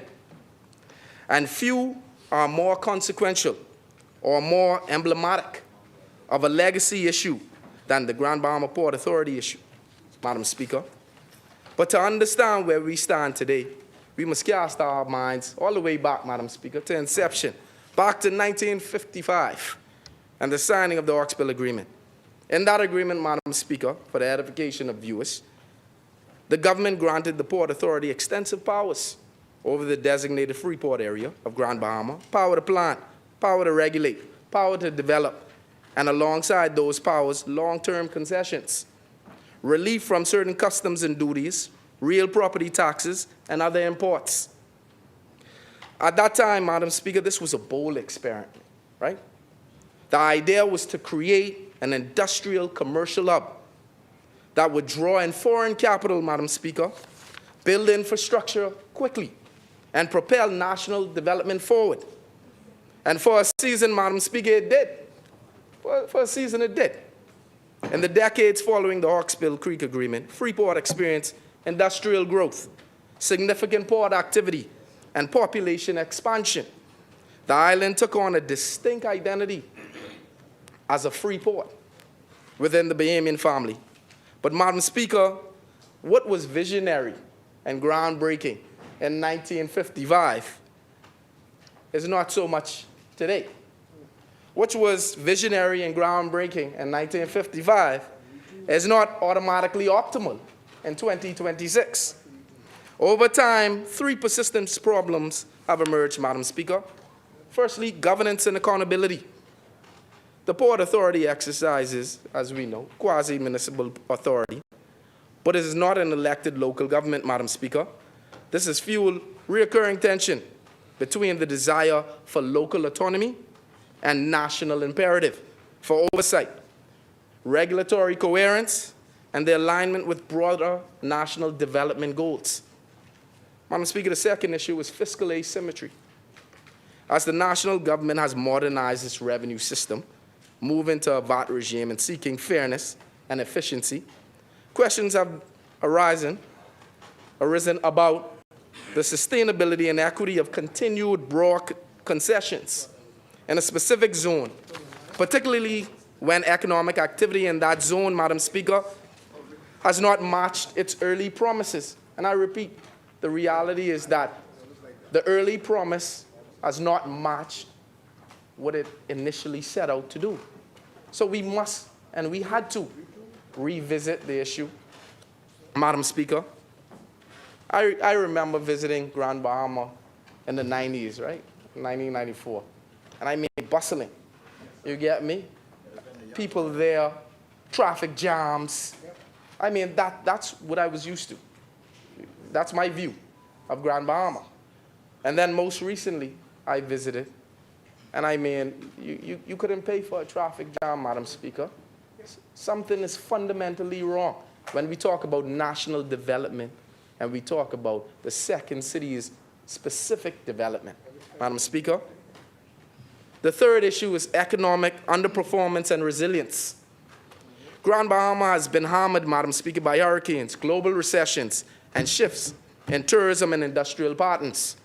Too often, the island's economy has lagged, its infrastructure has aged, and its people have not seen the full benefits that such a unique agreement or arrangement was intended to deliver. Madam Speaker, these issues are not abstract for residents of Grand Bahama. They are lived realities, felt in job prospects, in the state of infrastructure, in the pace of investment, Madam Speaker. When we talk about updating our tax structure through the VAT Amendment Bill, we are implicitly talking about something else as well. The need to bring all parts of our economic and governance architecture into line with today's reality. Just as we ask whether it is right to levy VAT on a bag of rice in Nassau, we must also ask whether a 70-year-old arrangement in Grand Bahama still serves the best interests of Bahamians in 2026. Madam Speaker, the answer to that question will not be found in a single act of Parliament, nor in a single negotiation. It required, Madam Speaker, serious legal analysis of the Hawksbill Agreement and its amendments. It required honest, constructive dialogue with the GBPA, major licensees, and people of Grand Bahama. And above all, a clear national vision. What role should Grand Bahama play in the economy of the 21st century, Madam Speaker? And under what governance or fiscal framework? Madam Speaker, why did I raise the issue of the Grand Bahama Port Authority in this debate on the VAT amendment? Because everything is connected, Madam Speaker. A sustainable national tax system demands fairness, and fairness demands that no part of the country exists in a fiscal world entirely of its own. When the revenues that fund national priorities must be shared. A vibrant Grand Bahama is not a local luxury, Madam Speaker. It is a national necessity. Its underperformance is a national cost. Its revitalization would be a national gain, Madam Speaker. As we work to protect households with measures like VAT exemptions on essential goods, we must also ensure that the structures through which growth and investment flow are modern, accountable, and fit for purpose, Madam Speaker. If we take all of this together, the global storms that raise our import costs, the domestic reforms to VAT that we debate here today, and the historical legacies like the Grand Bahama Port Authority issue that still shape our future, we see a single pressing question before us, Madam Speaker. Will the Bahamas choose to be merely reactive, or will we choose to be resilient? Being reactive means waiting for the next oil shock, the next shipping disruption, the next hurricane, and then scrambling to patch holes and offer short-term relief. But this government, Madam Speaker, has chosen to be resilient. This government has chosen to move the needle forward, Madam Speaker, to cushion families by removing VAT from a comprehensive list of staple goods, staple foods, as the bill proposes from page 3 to 66. To structure our tax system sensibly, Madam Speaker, for certain goods while preserving core revenues for health, education, security, and climate adaptation. And to confront long-standing arrangements, Madam Speaker, like the Hawksbill Creek Agreement regime, with clear eyes, ensuring that all parts of our country contribute fairly to and benefit fully from national development. Madam Speaker, these amendments are intended to reduce the cost of essential goods for consumers while adjusting VAT treatment on key importations. That is a sound policy, Madam Speaker, but it is also something much, much more. It is a statement that in an uncertain world, we will not be passive spectators. And Madam Speaker, the Prime Minister spoke to it about those persons who have aspirations. You know, the little twinkle in their eye to come into the House of Assembly, but will not take the stand for what is right, Madam Speaker, when it matters. Madam Speaker, a dark truth, I believe, and I believe the entire country should hear as well, is that members in this very House, that I believe, would have preferred for the suit against the government to win. That's a dark truth, Madam Speaker, that a private entity should sue the government for $1 billion and win, and you have persons in the government who would support it. Madam Speaker, these are the types of leaders that you vote out, Madam Speaker. These are the types of leaders that you wonder if they truly have their best interests at heart, Madam Speaker. When history is retold, Madam Speaker, we will see who were on the right side of history, and we will see who were on the other side of history, Madam Speaker. And in saying this, I commend the Prime Minister, Madam Speaker. I commend the member for Cat Island, Rumkey, and San Salvador on the tribunal's judgment, on a win for the Bahamas, on a win for the people of the Bahamas. I commend him and our entire government for the efforts put forward, Madam Speaker. But, Madam Speaker, nevertheless, we will use the tools available to us: tax policy, regulatory reform, structural negotiations, to secure a much more stable and fair environment for our people. Madam Speaker, we must keep moving forward. We must keep in sight the larger picture. The larger picture being that mother in Andros, Madam Speaker, a fisherman in Long Island, a hotel worker in Freeport, a teacher in Nassau. All of them feel the weight of global events, Madam Speaker, and the price of their groceries and their electricity bills. That our choices on VAT, on legacy issues, on legacy agreements, and on international positioning all feed into the same ledger, the ledger of Bahamian well-being, Madam Speaker. We cannot calm the storms in the Middle East. No. We cannot write the prices of oil on the world market. But we can decide how we tax a bag of rice, a tray of chicken, and a gallon of oil. We cannot rewrite 70 years of history in Grand Bahama overnight, even though we have made advanced steps towards it. But we can insist that our governance and fiscal arrangements, old and new, be measured against one standard. Do they serve the Bahamian people today, Madam Speaker? That is the standard. We cannot guarantee that tomorrow's world will be less turbulent than today's. But what we can choose here and now is to build an economy and a state that are more just, more balanced, and more resilient. Madam Speaker, the bill before us is one step in that direction. It is not the final word on the cost of living relief, nor a tax reform, nor a structural change, but it is a clear, concrete expression of principle we should all be able to affirm. Madam Speaker, that in times of uncertainty, the first duty of a government is to protect its people, especially in their most basic of needs. So I thank you, Madam Speaker, and on behalf of the great constituency of Nassau Village, I support this amendment. Nassau Village rests. Thank you, Honorable Member Asmini. The chair recognizes the Honorable Member for St. Anne's. Thank you very much, Madam Speaker.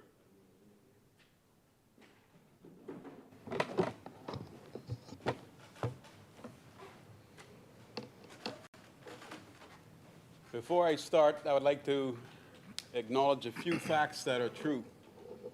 The first is I'm not likely to be long today. The second, I'm likely to be controversial at times. And third is, Madam Speaker, your hair looks wonderful.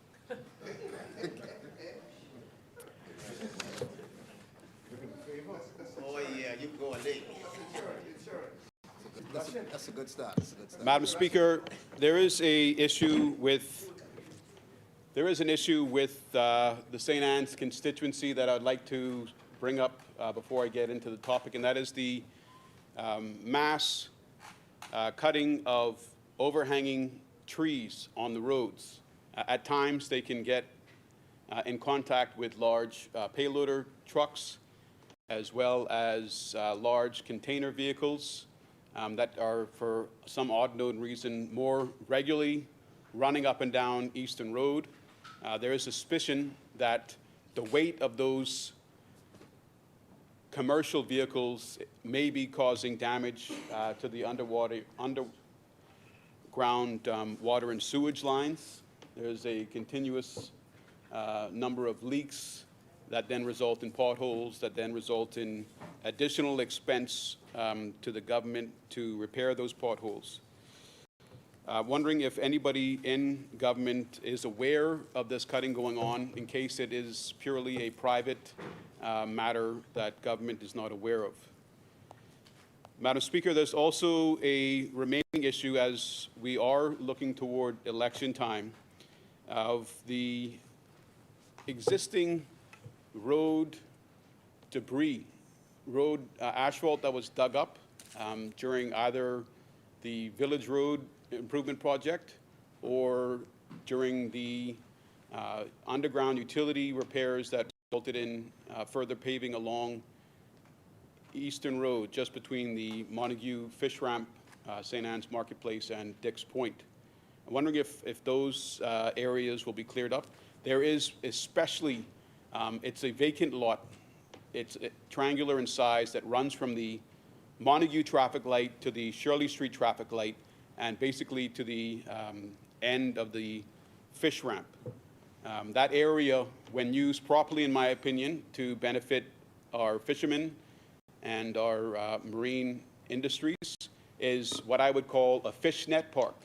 So you'll at times find fishermen that have run their nets out above ground in order to either weave new nets or to repair damages to existing nets. And ideally, Madam Speaker, that park would remain clear so that the fishermen could use it, not as a parking area, but as a beautiful park where persons can witness some of the intricate skills of our fishermen, both men and women in the Commonwealth of the Bahamas. But presently, it has mountains, mounds and hills of asphalt and rock and sand that can easily be moved away, probably in a matter of a day, Madam Speaker, with the appropriate vehicle and heavy equipment operator.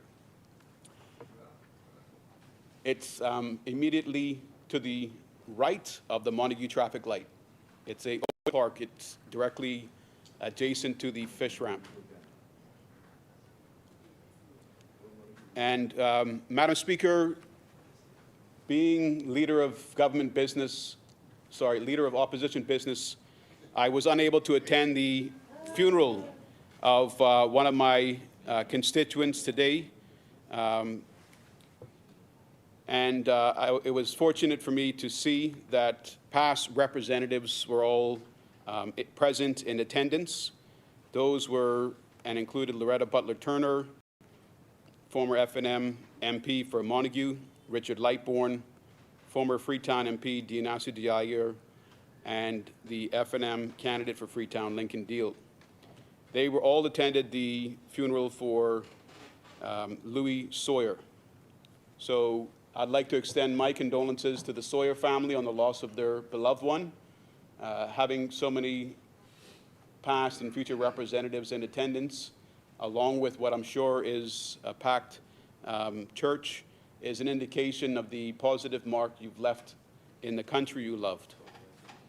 So, Madam Speaker, I'll segue from that into the first thing that caught my attention today. Now, we are all asked to stand, obviously, when the Speaker enters, but this morning the Deputy Speaker started in the chair, and the chaplain led us in prayer.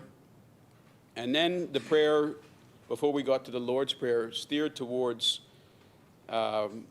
praying for any of Satan's plans against the Prime Minister to fail. Now, Madam Speaker, I don't want any such plans against me to prosper either. The Prime Minister is in charge of the executive, and I would just ask that maybe the chaplain can be reminded that all of us need prayer, Madam Speaker. I don't know if it was anything special, unique to the Progressive Liberal Party's internal battles. Maybe it was something I'm not aware of, but I think that when we are praying, we should pray for everyone. And it may sound odd me saying this, Madam Speaker, but if you watch the video back, the word Satan and plans against the Prime Minister were definitely brought up. Okay, but it's real. Okay, that was my first observation. I like to keep it inclusive, Madam Speaker. Madam Speaker, then the other issue which came up is this irrelevant to today's debate topic, presentation on the government and the Grand Bahama Port Authority's decision. And we've heard a lot of opinions. The Grand Bahama Port Authority, I think, is of the opinion that they won the decision. The government is of the opinion that they had wins from the decision. So I think it's appropriate, Madam Speaker, for me to get into some of my opinions on the matter too. My first opinion, Madam Speaker, is that as an attorney with over 20 years experience and an astute observer of movements in the country, especially during political administrations, my opinion was that the PLP sought to buy the Grand Bahama Port Authority for their few, Madam Speaker. That's just an opinion. And then when that failed, the narrative changed, and we saw the honorable member for Fox Hill often on video in Grand Bahama stating that things were not working there, and that then proceeded by what I view, in my opinion, as a strong-arm effort to bring a claim for a massive amount of money, $357 million.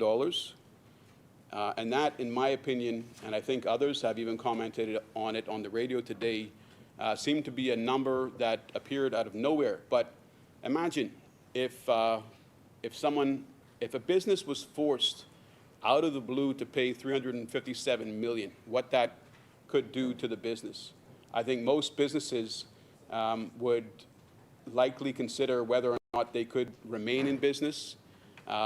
Those businesses potentially, if they couldn't remain in business, would seek to file for bankruptcy, Madam Speaker. And That's why, in my opinion, that move to bring a claim for $357 million out of the blue was the second step in a process by the PLP government to acquire the Grand Bahama Port Authority for a few. And that effort, Madam Speaker, for the few to also end up with the Grand Bahama Port Authority failed. They failed massively, Madam Speaker. Their claim was thrown out. The PLP decision makers made the wrong decision, in my opinion, and based on what I've seen from the Attorney General, I didn't get to watch the Prime Minister's address last night, and from what I've heard from the member for Cat Island, Rumkins, and Salvador today, they can't be honest with the public yet and admit defeat. Madam Speaker, I grew up playing sports. Learning how to be a sportsman was a great trait. You celebrated your wins. The chair recognizes the honourable member for Cat Island, Rumkins, and Salvador. The suggestion of the member for St. Anne's was that my communication this morning was dishonest, that I cannot be honest with the Bahamian people. They're the words he used. I wonder if he could point out in my communication today what statement I made that was not true and consistent with the award that was laid on this table of the House this morning, along with the aid memoir, to point to the specific provisions of that award in support of what I had to say. And he need to withdraw that comment or point that out to me. Madam Speaker, if they want to be the water boy for the Port Authority and suggest that they won, despite what is said in the award, they're free to do that. That's their reputation. That's their, that's what they would put on the line. Madam Speaker, and as a lawyer, we are taught to consider the contextual relationship of a finding with the conclusion. And you have to see that conclusion in the context of what I call the textual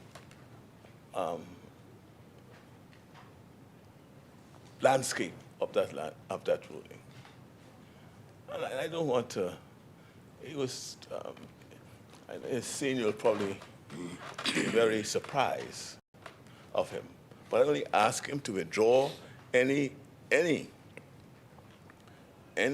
suggestion or inference that I, in my communication today, was dishonest to the Bahamian people, unless he could point in what I said that is inconsistent or not true with the award that I laid on this table at the House this morning. That's why I did that. I didn't do it to hide anything. I put it on the table so everyone could see and read and understand for themselves. So he either withdraw a statement about the honesty of my contribution this morning, or it should be struck from the record. Now, if he has a view of the ruling, that's his view. But we all will just invite all and sundry to read the award and see how consistent that might be with his view of it. But, Madam Speaker, you should withdraw any suggestion that what I said this morning was dishonest in any form or fashion, unless he's able to show what was dishonest in what I said this morning. Thank you, Honorable Member. Finance? Thank you, Madam Speaker. I don't have sight of the ruling. It was tabled today. Normally when things are tabled,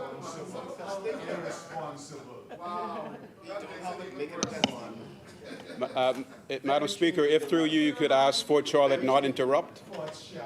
So, Madam Speaker. Honorable Member. Honorable Member, I was speaking when Fort Charlotte interrupted. You can't cut me off mid-sentence and think you understood my point. Speak to the Speaker. Honorable Member. I am speaking to the Speaker. I am speaking to the Speaker. So, Madam Speaker, my point is, I haven't had sight of the ruling. That was one of the things he mentioned, being the Honourable Member for Catalan-Rumkey and San Salvador. But my point is two. Yes, I've continuously said this is my opinion. And the second, Madam Speaker, is that they have been dishonest by not acknowledging that they lost the case. No, dishonest is not a word that's stricken from the record, Madam Speaker. The Chair recognizes the Honorable Member for Catalan-Rumkey and San Salvador. Madam Speaker, in this House, we call each other honorable. That is correct.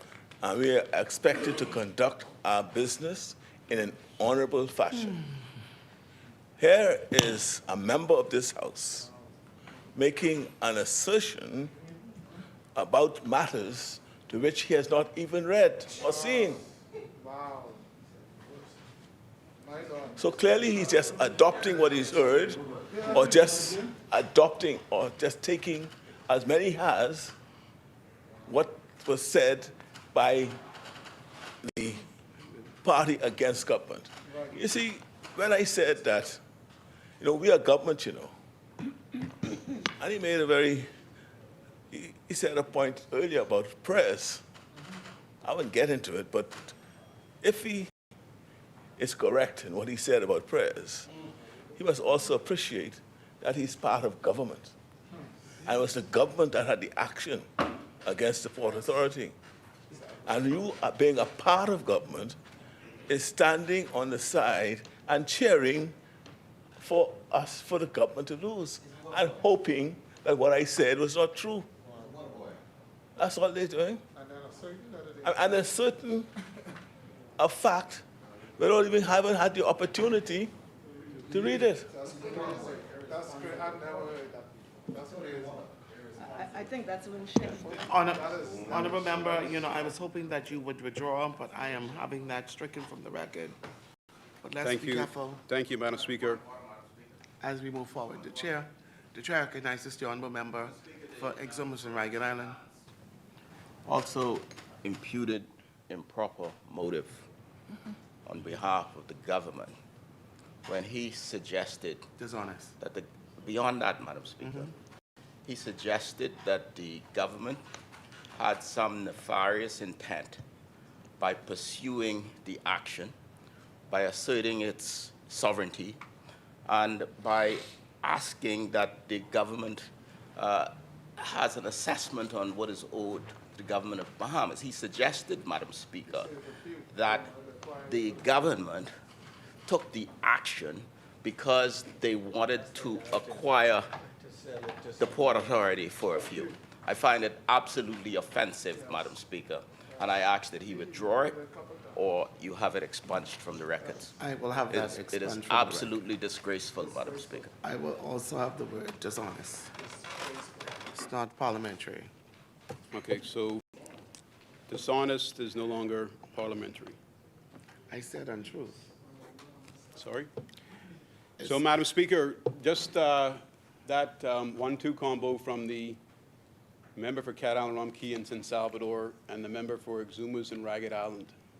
The first senior, much later into my contribution, took note and dispute. And the whole point I was making is it is disputed as to who came out in the winning column from that case. Exactly. Okay, Madam Speaker? So before the Prime Minister stood up, I was about to talk about sore losers. So obviously there's a dispute about who won or lost. his issue was dishonesty. And not my dishonesty, but my use of the word in describing the betrayal by the Attorney General and the Prime Minister as being dishonest. And then you had Exuma stand up and bring up something that had passed in the day's activities almost 12 minutes, probably with all the interventions, at least 15 minutes ago. So for 15 minutes, Madam Speaker, it kind of sat there and there was no objection to it. Madam Speaker, I'll continue with my contribution.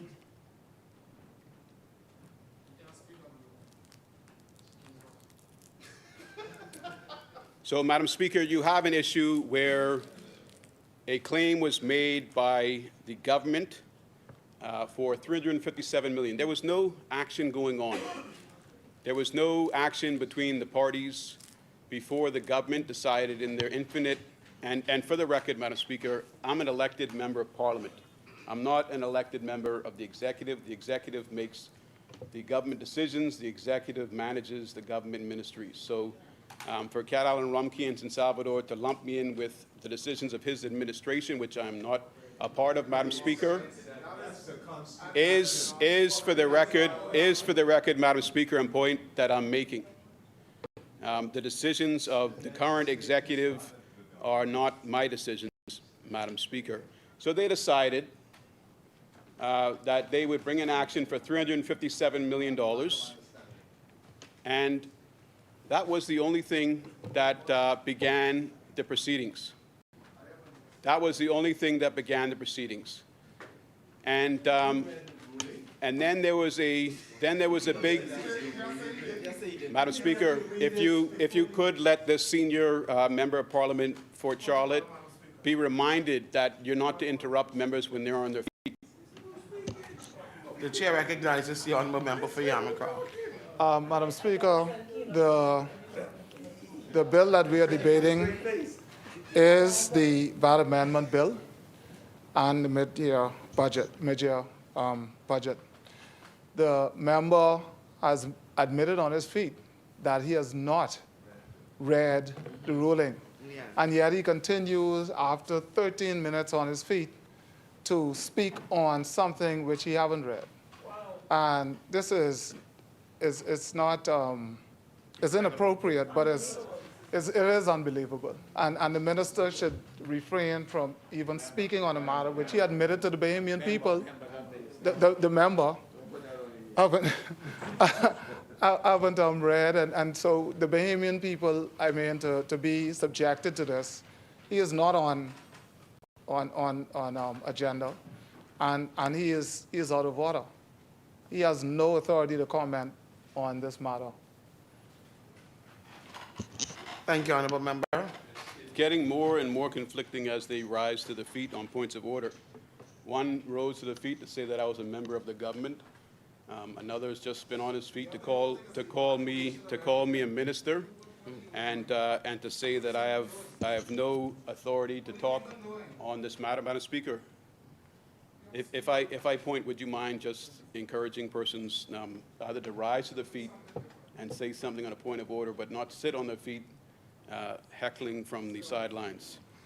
So, Madam Speaker, we have this issue with the Grand Bahama and government's decision.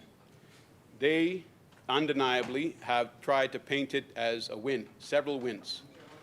But they have not really acknowledged the fact that they claimed $357 million, the fact that they brought this action, Madam Speaker, when nobody else was bringing an action, and they lost that claim for $357 million. What they prefer to do, Madam Speaker, is to look at it as though look at it as though they picked up wins. And we've heard about, Madam Speaker, just so you get an idea, we've heard about the war taking place over Iran right now. And we all know that these multi-million-dollar, potentially billion-dollar fighter jets, when a missile is sent at them, they emit, Madam Speaker, they emit countermeasures. If it's a heat-seeking missile, they'll likely emit flashes or also chaffs, Madam Speaker. They emit flares, because the heat from the flare can likely cause that missile, that ground-to-air missile, to strike it instead of striking the fighter jet.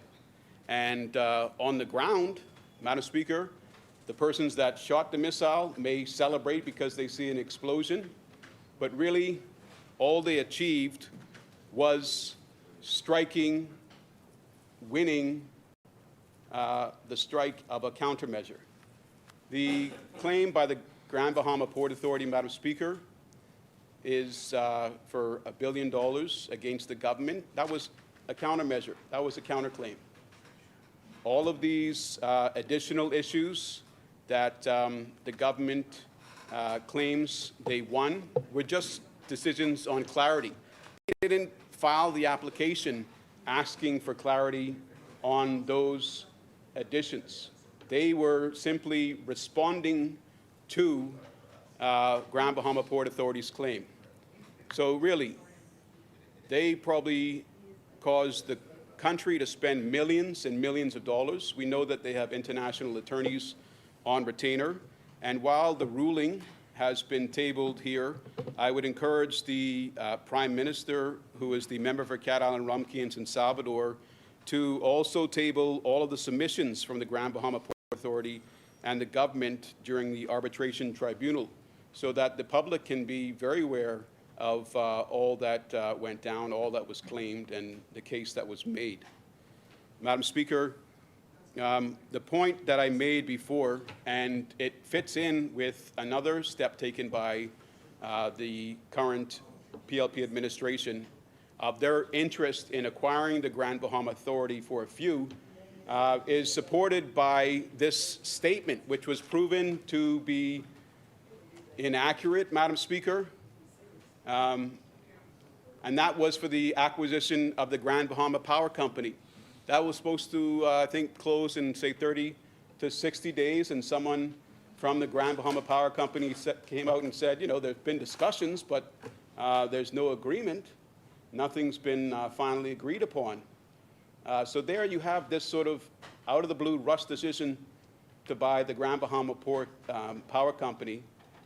And then you have this long-standing arbitration case to force the Grand Bahama Port Authority to pay $357 million.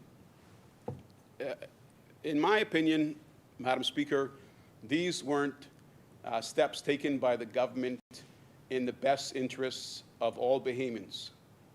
These were steps taken by the government and the agencies to enrich or to secure a better future for a few, Madam Speaker. And Madam Speaker, as I'll get to the... Madam Speaker.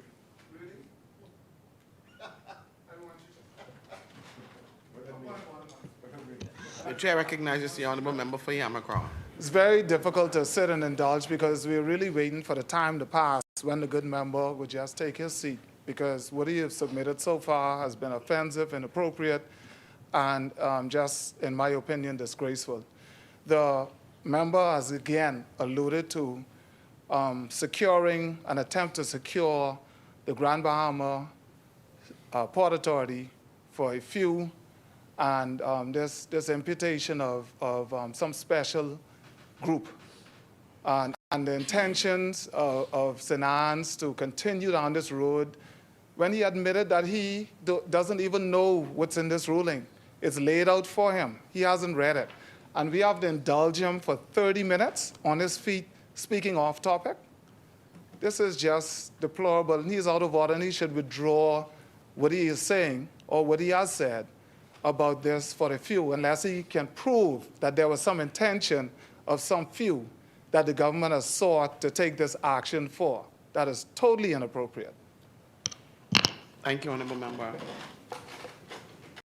Sinans? Thank you, Madam Speaker. So, Madam Speaker, the way that this Grand Bahama Port Authority and government action came out, ultimately you have a position The chair recognizes the honourable member for Exumas and Ragged Island. For Yamacraw raised the same did. point I raised earlier. I asked that he withdraw or it be expunged, Madam Speaker.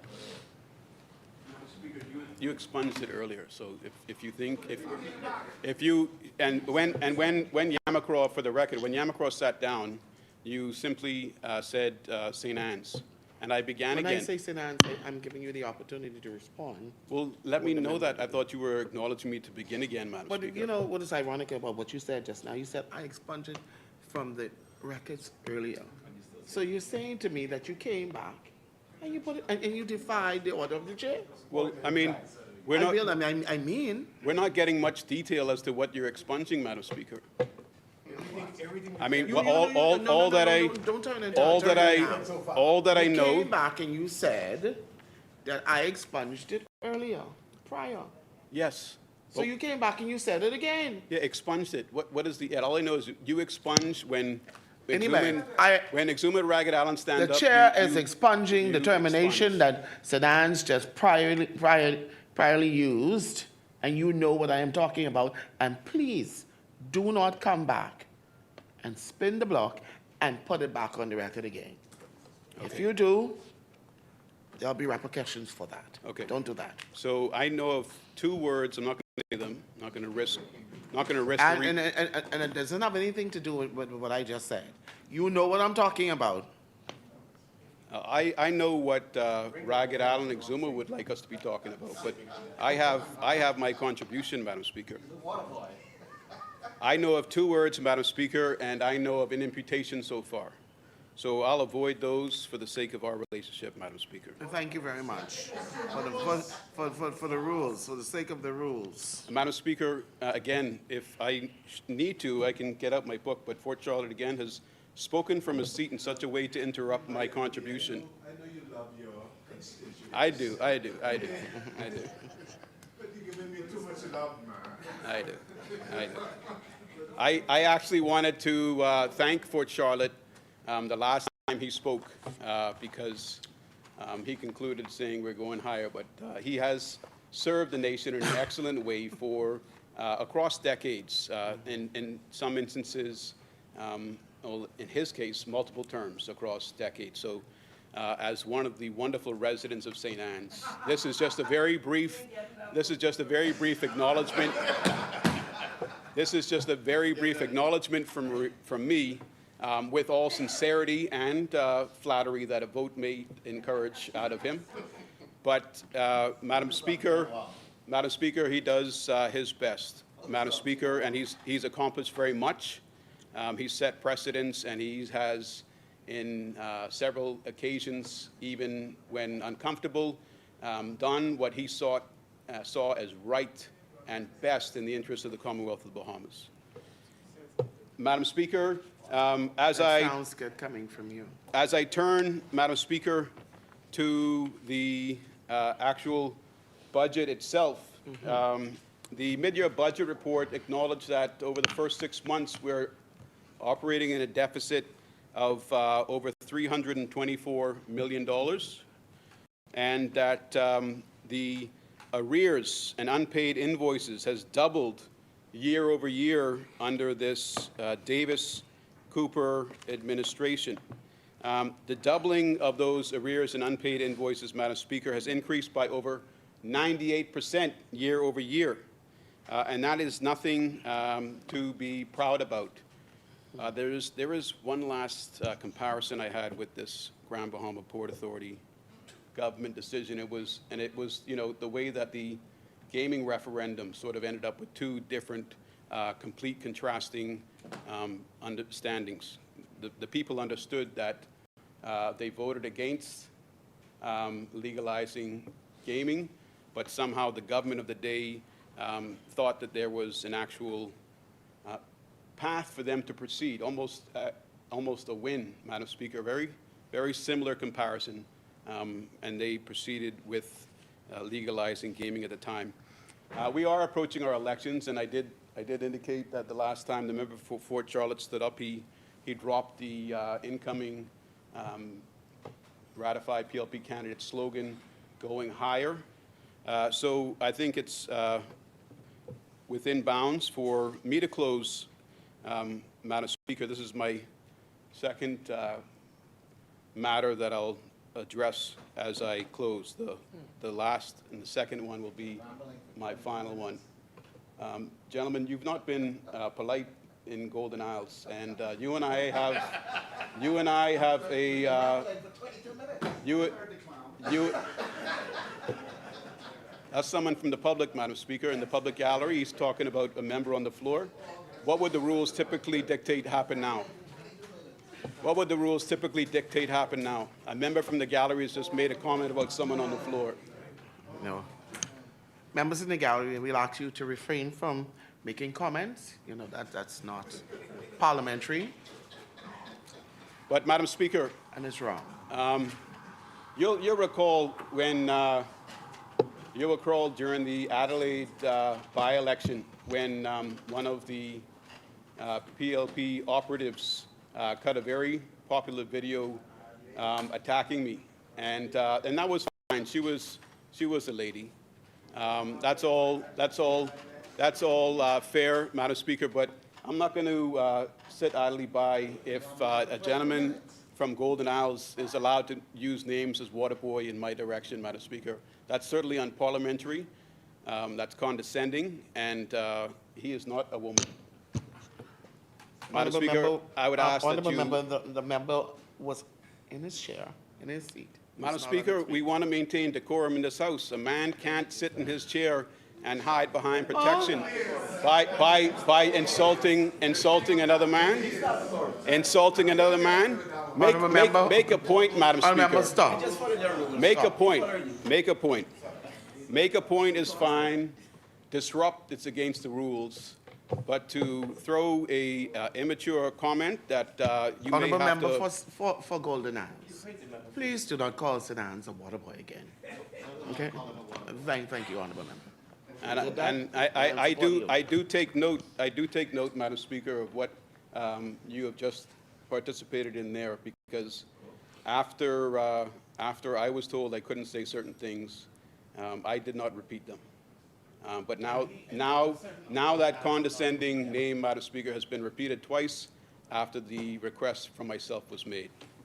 So, Madam Speaker, the final comments that I have to make, and in the spirit of Fort Charlotte's last contribution, where he spoke of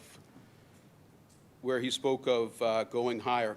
This is actually a message that was circulated on social media today. It is of a person that I would truly categorize as a brave individual. The person has been has faced those that she has been critical of, Madam Speaker. And as a Bahamian, she has been unfairly treated by them. And the information reads, my fellow Bahamians, there comes a time... Honourable member, where are you reading from? It's iPad, Apple device. I understand that. Yeah. What is the source? Newspaper? Social, book? WhatsApp, Madam No, Speaker. that's not acceptable in here. Why is that? Why? Most It's not a reliable source? Most of the That is newspapers, it's not a reliable source for what? For not to... it's not that you can be adopted. I can adopt it, Madam Speaker. Well, I'll put them across as my own words, since there is such concern, Madam Speaker. My fellow Bahamians, there comes a time in every nation when the people must pause, reflect, and decide what kind of future they want for their children. That time is now. Our country is facing serious challenges. Many Bahamians are struggling to find jobs. Our schools are overcrowded. Hospitals and clinics are stretched thin. Communities across our islands are feeling the pressure of systems that were never meant to carry this level of strain. Families are worried about the direction our country is heading. The answer is our constitutional right to vote. Our democracy gives us a powerful tool, the ballot box. It is the one place where every Bahamian voice matters equally. It does not matter if you are rich or poor, young or old, from Nassau, Grand Bahama, Andros, Abaco, Eleuthera, or any of our beautiful islands. When you step into that voting booth, your voice carries the same weight as anyone else's. If you believe our country deserves better leadership, if you believe Bahamians should come first when it comes to opportunities, jobs, healthcare, and education, if you believe our systems should protect and prioritize the people of this country, then the most powerful thing you can do is register to vote and show up on election day. We must use our voices the right way, legally and powerfully. We are fighting with ballots. History has shown that when people show up to the polls in numbers, governments listen. When citizens stand together and participate in the democratic process, change happens. This is about the future of our nation. This is about protecting opportunities for Bahamian families. This is about ensuring our children inherit a country that is strong, fair, and prosperous.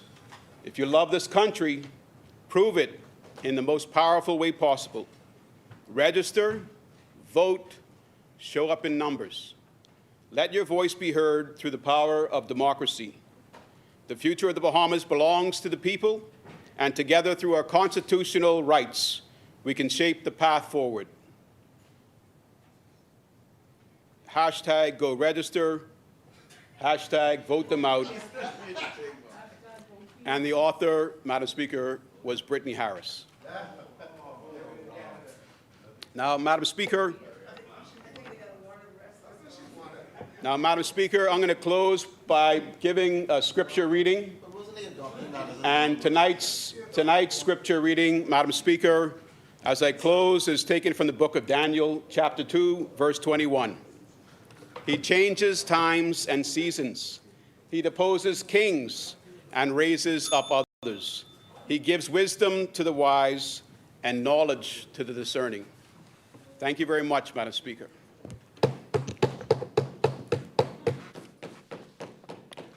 Thank you, Honourable Member. Asmini. The Chair recognizes the Honourable Member for South speech. Good afternoon, Madam Speaker, and thank you for recognizing me.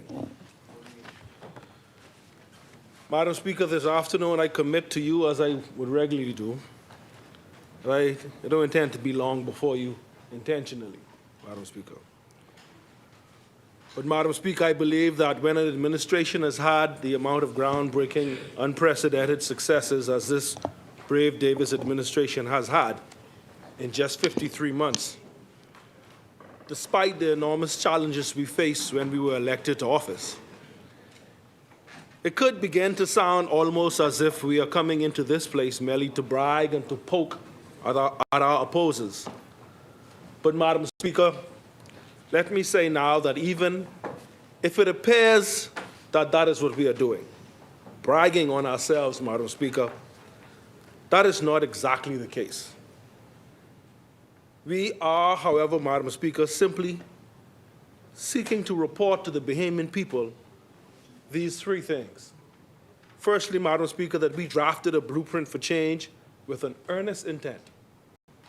Secondly, Madam Speaker, we want to show, or we showed, this blueprint to our boss, who is the Bahamian people.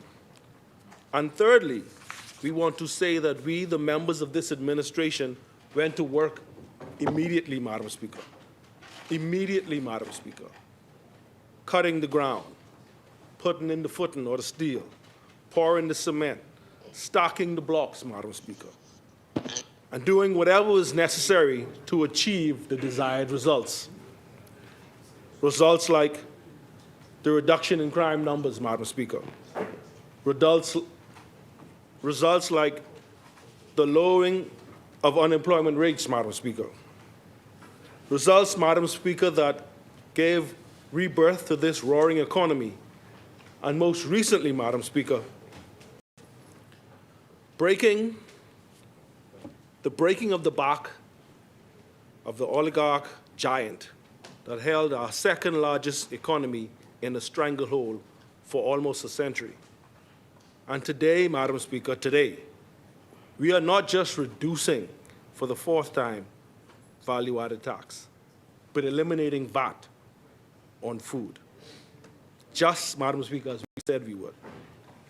We had a blueprint, Madam Speaker, and we busied ourselves executing as we agreed, all the while staying sensitive enough as a government, as a functioning government, to make adjustments where and when we realized they were necessary. Madam Speaker, that is what good governance is. That is what we promised the Bahamian people. And Madam Speaker, every day, Madam Speaker, more and more, I become happier and happier to be connected to a leader and a team, Madam Speaker, who not only says exactly what they mean, but that also they will display and resolve and have the resolve and the commitment and the courage to do exactly what they say. Madam Speaker, before I jump too far ahead of myself, allow me to stop and say, as I always must, express humbly my gratitude to the gracious people of the constituency of South Beach for affording me the opportunity to serve them as their member of parliament and as a member of a team that strategically mapped out a plan for recovery.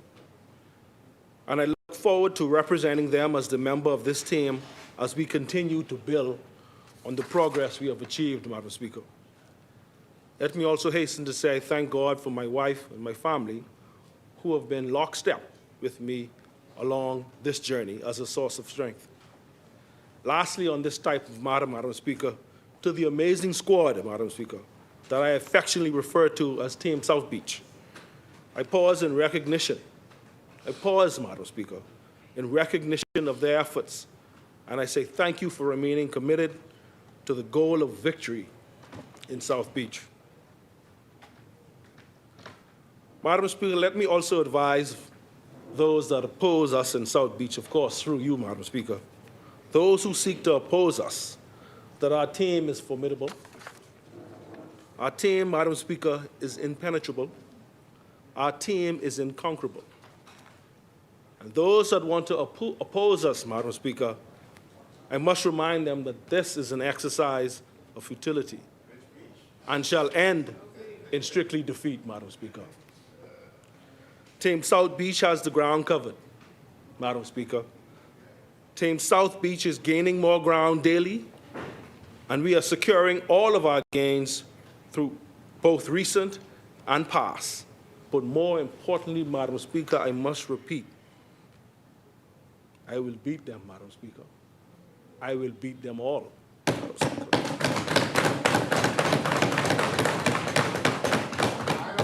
Madam Speaker.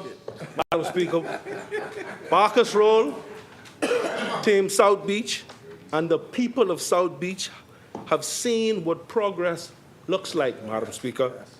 And we're going to continue, Madam Speaker, to continue to build on that progress. Madam Speaker, in South Beach, we want to continue the establishment we want to continue with our plans on establishing a South Beach Cultural Center, Madam Speaker. We want to continue to identify an urban renewal center for the people of South Beach. We want to continue to develop green spaces for family enjoyment and economic opportunity on the beachfront in South Beach, Madam Speaker. Madam Speaker, we want to expand our youth programming, the I Dare You Awards, the Boys to Men program, and of course our Dream Builders program that we have for our young adults, Madam Speaker. We will expand our Learn to Swim programs, Madam Speaker, our lifeguard programs, and we will begin the South Beach Dive School, Madam Speaker. Madam Speaker, we will continue our mangrove restoration, the dredging project in South Beach, where we began to, in October of last year, dredge the canal and clean the waterway just parallel to South Beach Road or Blue Hill Road South that gave new life to the mangroves in the back of Marshall Road, Madam Speaker. Madam Speaker, the office of the constituency office in South Beach, Madam Speaker, is open daily from 9, Madam Speaker, and our phone numbers there are 603-0005 or the cell number 437-6462, Madam Speaker. We are there and we are willing to assist. Now, Madam Speaker, on to the matter at hand, Madam Speaker. Value-added tax amendment, Madam Speaker, 2026. Madam Speaker, we are here today to debate not on a promise, Madam Speaker. We're not here to debate, Madam Speaker, on a promise presented. We are not here, Madam Speaker, to debate on a promise being proposed or enhanced. Instead, Madam Speaker, we are here today debating on a promise delivered. Delivered, Madam Speaker. Madam Speaker, we delivered when the doubters doubted. We delivered, Madam Speaker, when the economic geniuses said that they predicted our economic demise would be imminent if we attempted to reduce VAT.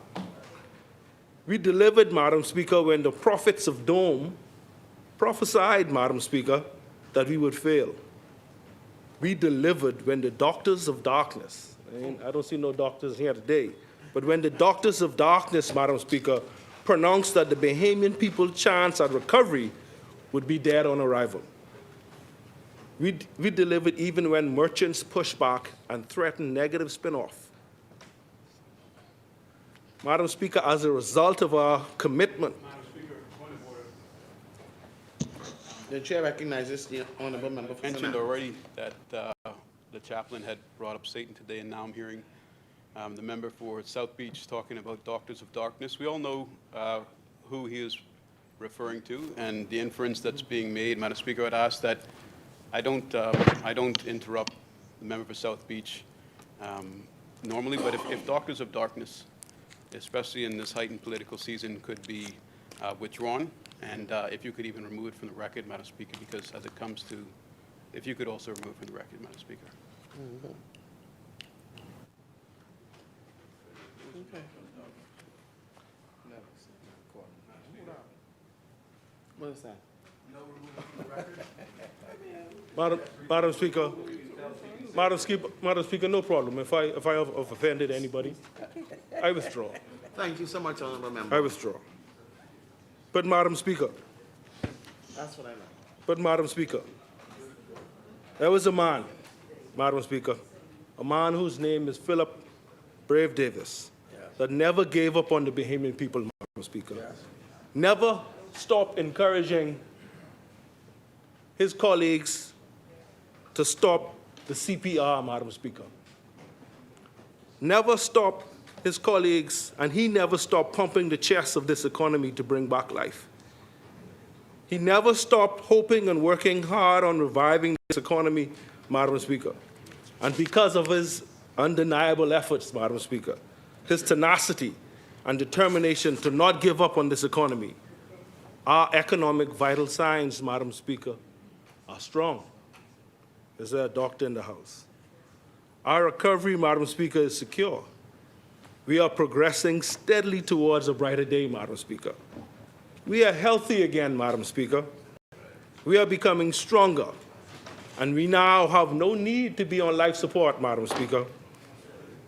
Madam Speaker, we have grown when people thought it was undoable.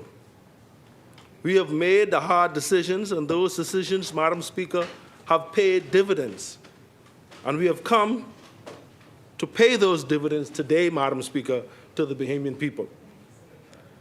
I have to again pause, Madam Speaker, to applaud the Honourable Prime Minister, the member for Cat Island, Rum Key in San Salvador, Madam Speaker, who, as recently as yesterday, Madam Speaker, proved that he is always prepared to make the tough decisions, Madam Speaker, and to do what is necessary, despite how difficult and challenging it may appear.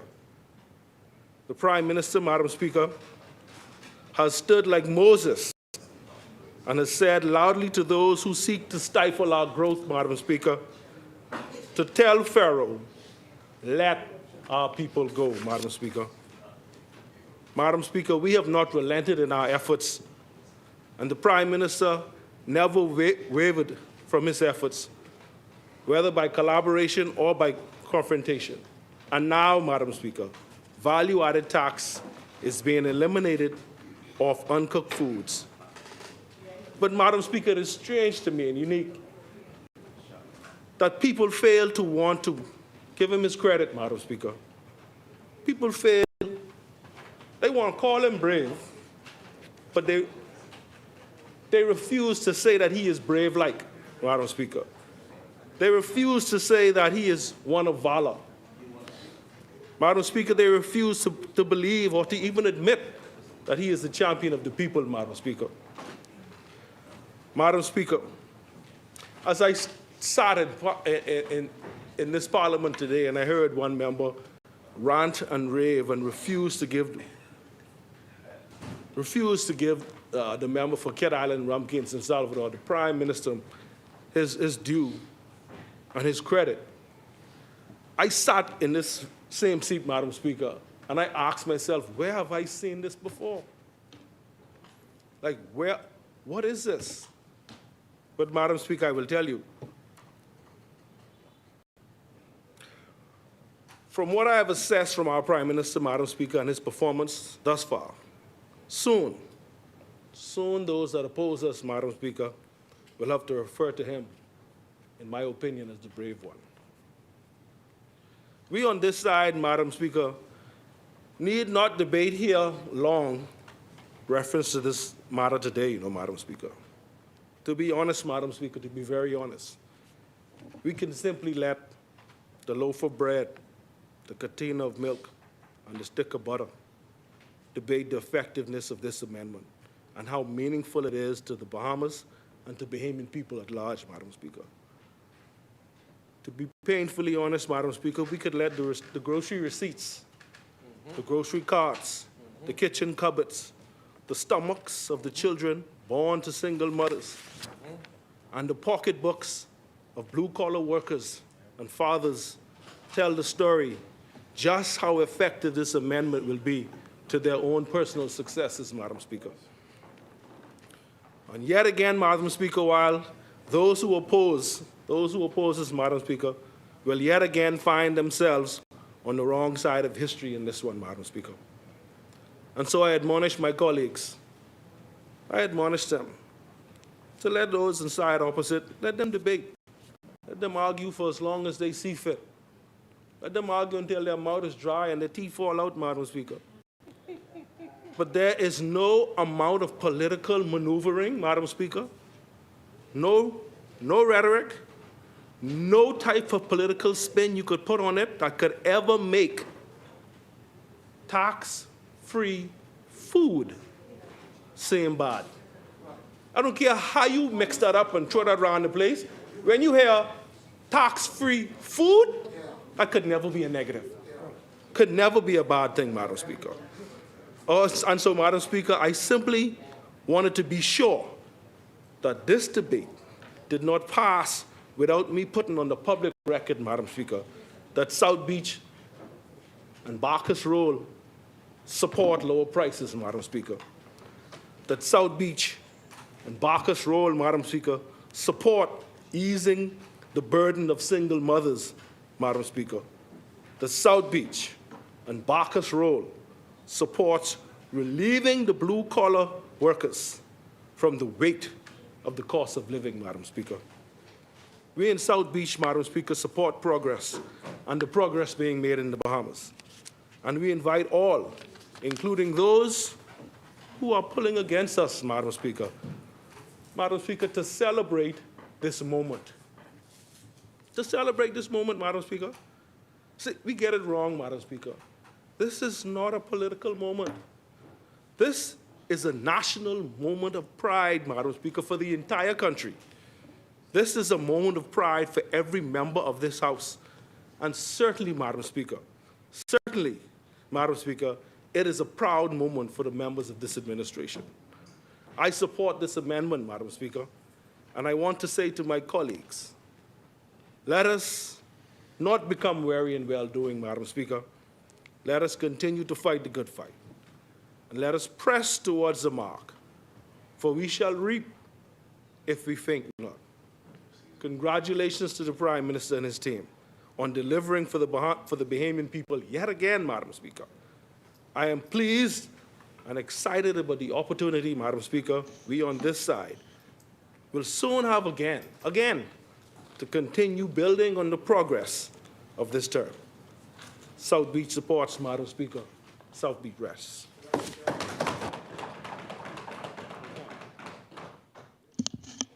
Thank you, Honourable Member Asmini. The Chair recognizes the Honourable Member for Garden Hills.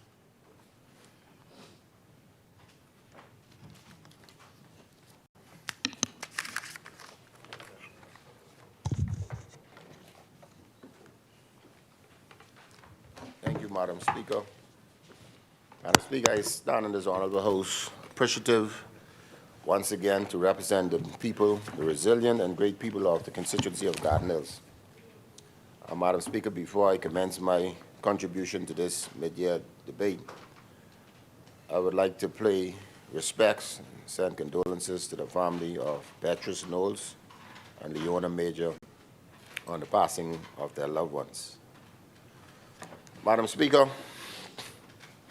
I will get straight to the point and try to be as short as possible. Madam Speaker, before this Davis administration took office, young Bahamians could remember how doors of opportunities were closed, how there was no seat at the table, and how their voices was unheard. When they asked to represent the Bahamas abroad, they were told no. When they asked to grow their businesses, they were told no. And when they were asked for a hand up, not a handout, they were again told no. Madam Speaker, when we took office, we laid out a progressive youth agenda in our blueprint for change, and we executed it. No flip-flopping, no games, just progress. We said that we wanted to provide more opportunities for young people, and we did. We stayed the course, ignored the naysayers, and we delivered on progress. They had no plans for young people, and they still don't have no plan. 3 ministers later, they couldn't seem to figure out who they want to be the Minister of Youth, Sports and Culture, and they still could not come up with a plan. 3 ministers later, and nothing done for the young people. But over the past 4.5 years, this Davis administration has only had 1 Minister of Youth, Sports and Culture, myself as the Member of Parliament for Garden Hills. What does progress for youth look like? It looks like over $1 million in training and grant funding for hundreds of young entrepreneurs, including those with disabilities. It looks like young people with a seat at the table in the new sitting of National Youth Parliament. It looks like opportunities all over the world for youth ambassadors in Guyana, Brazil, Chile, New York, Jamaica, and the UAE. It looks like an approved national youth policy and National Youth Commission bill that has already been laid. It looks like new opportunities for youth to display their talents, like the Battle of the High School Pop Bands. Madam Speaker, it looks like Opportunity Hub and Upskill Bahamas. And it looks like National Apprenticeship Program, B-Path, and CAPAS. This is what progress looked like, and this is the record of the Davis-led administration. Madam Speaker, we have not done this alone. We have done it hand in hand with the Bahamian people. Hand in hand, we have built stronger economy.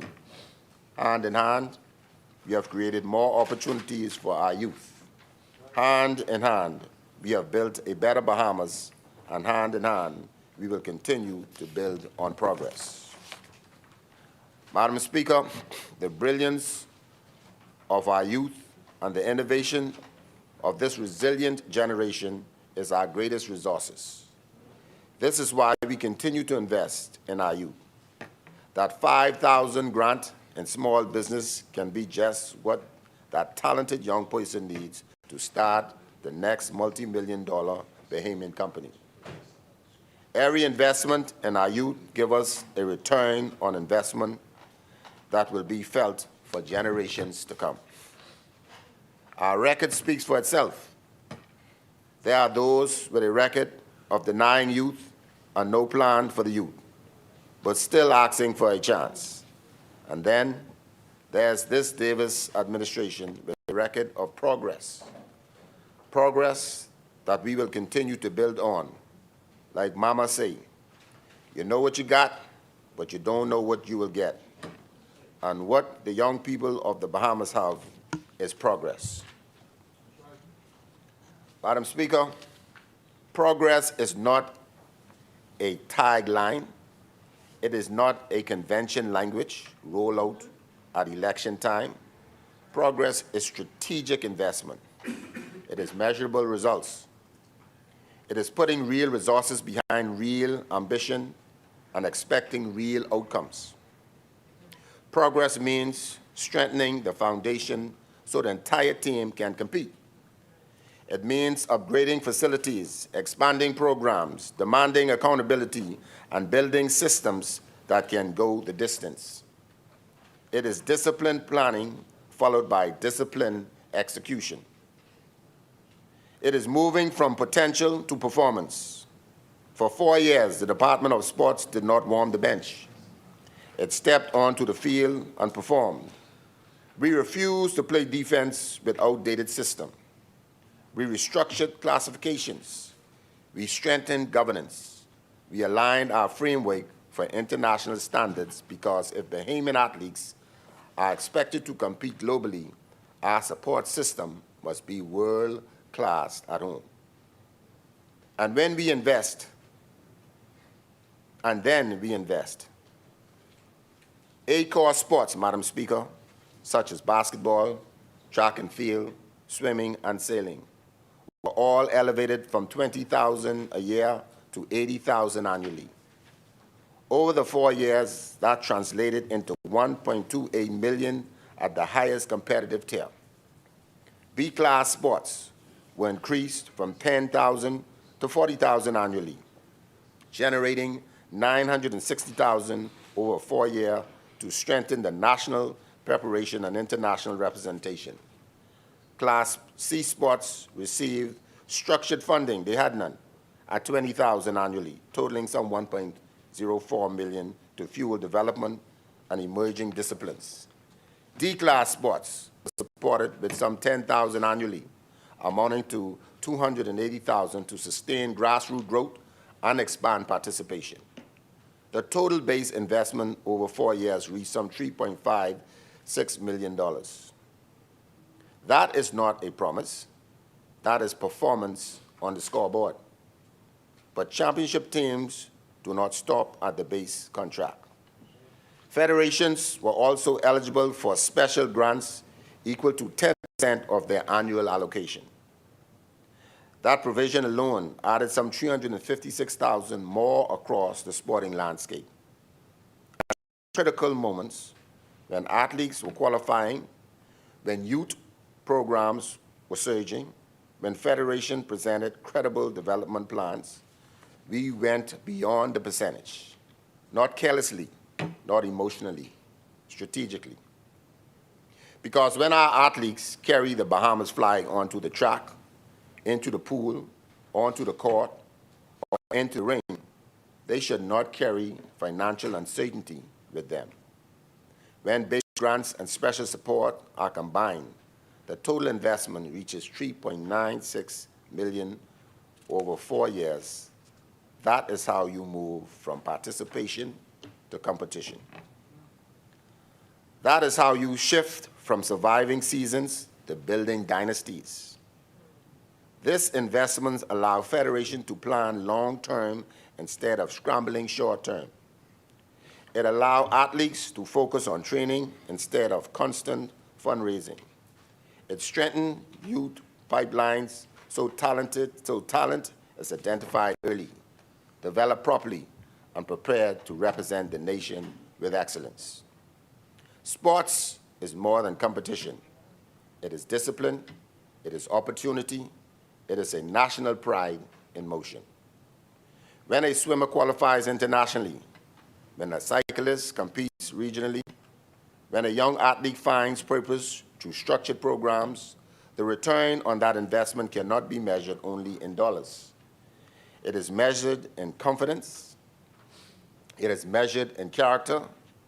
It is measured in generation that sees possibility instead of limitation. We did not just adjust numbers. We changed momentum. We built structure. We expand access. We strengthen the bench and the starting lineup. Progress is not declared. It is demonstrated. And building on progress means we keep training, we keep investing, we keep raising the bar. The foundation is set. The framework is strong, and the momentum is real. Now we build. Madam Speaker, if you have ever been a part of a team, if you have ever trained before sunrise, competed under pressure, or worn our country's color, then you understand something fundamental. Sport is a family. Coaches become mentors, and in many cases, second parents. Parents become the loudest cheerleaders in the stands. Teammates become brothers and sisters. Federations becomes the steady hands, the grandparents of structure, guiding, advising, and supporting from experience. Unlike any family, the journey is not always smooth. There were hiccups along the way. There were moments of frustration. There were times when athletes or coaches may have felt like they were carrying the load alone. But the truth is, we never left their side. We were present in the meetings. We were present in the plannings. We were present in the difficult conversations and in the quiet problem-solving moments that no one sees. Over time, they saw that. Delayed payments were addressed, systems were corrected, processes were strengthened, accountability improved, relationships deepened, and today we stand on a foundation of trust across our sporting landscape because we stayed in the game, even when it required tough adjustments.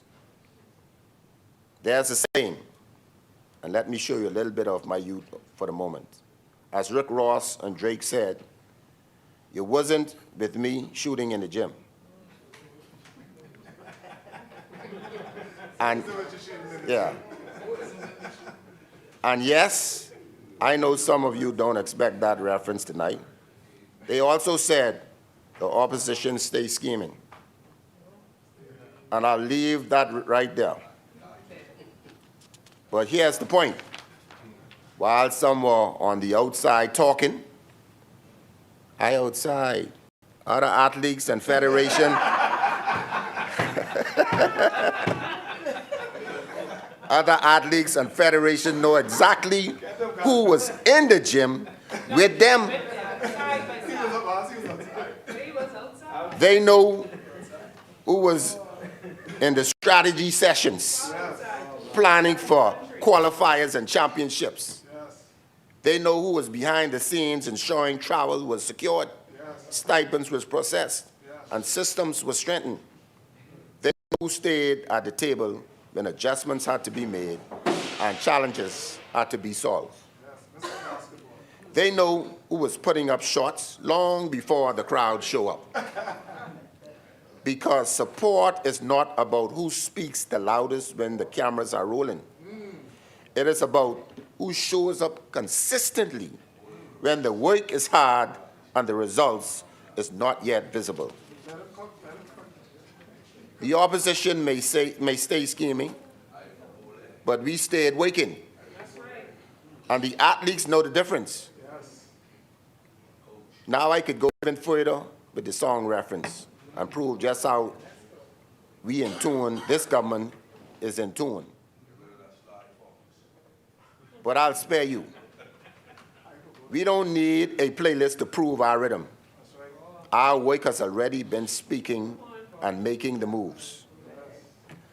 And if you want proof that we understand timing, preparation, and performance, just look at Jazz in the Major League. When Jazz Chisholm steps up to the plate and he sends one over the fence, that home run didn't start in that moment. It started in the cages, it started in practice, it started with structure, coaching, conditioning, and support. You don't hit home runs by accident, you build towards them. That is exactly why the cross-the-board grant increase mattered.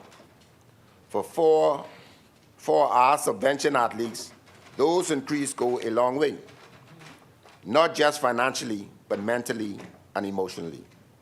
It tells them you are valued, you are backed, you are not standing alone, you represent more than yourselves, you represent a nation that believes in you enough to invest in you.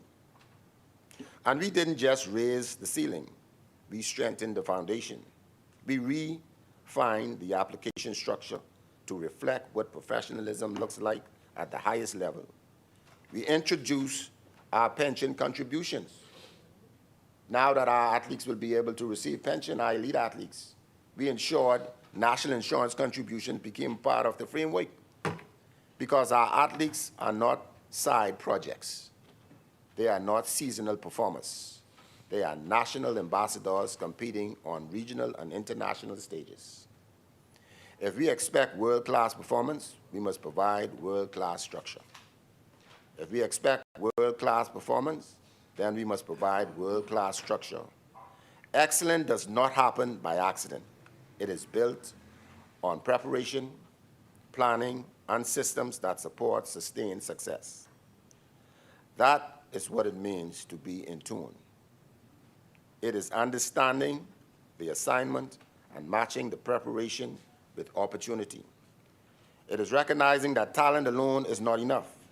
It must be supported by strategy and structure, just like Jazz does not step on to the plate guessing, but prepare, focus, and ready for the moment. This government did not step into sports guessing either. We stepped in structured, we stepped in strategic, and we stepped in commitment. That is why you turn investment into impact. That is how you turn preparation into progress. And that is how you keep sending them out of the park. We are not just developing athletes, we are developing well-rounded leaders. Competition may happen on the field, but character is built beyond it. Through structured community service initiatives, our athletes understand that wearing the national colors carries responsibility. They are present in communities, mentoring young people, and recognizing that representation continues long after the final whistle. We are also sharpening their skills beyond the scoreboard. Quarterly reporting and financial literacy requirements are teaching them how to manage earnings, track expense, and operate at the professional standard. In sports and in life, discipline wins. Knowing your numbers is just as important as knowing the game plan. These are not just burdens.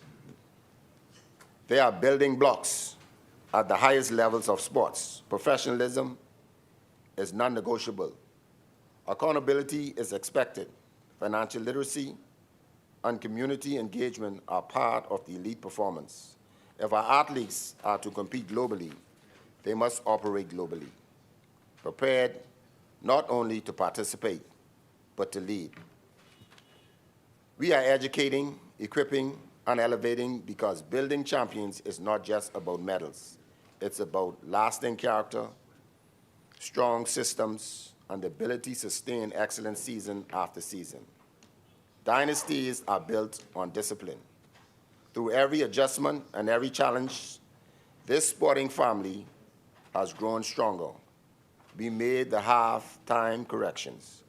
We reviewed the game tape. we remain committed on strengthening the entire landscape. Today, the relationship between the Department of Sports, our federations, and our athletes stands stronger than ever. That is progress you can see. That is commitment you can trust. Madam Speaker, I now turn my attention to the Department of Culture. The Department of Culture continues to serve as a national agency for cultural expression, policy coordination, and heritage empowerment throughout the Commonwealth of the Bahamas. Our mission remains clear: to enable vibrant Bahamian culture that celebrates, preserves, promotes, and stimulates cultural expression, heritage, economic participation, and community life.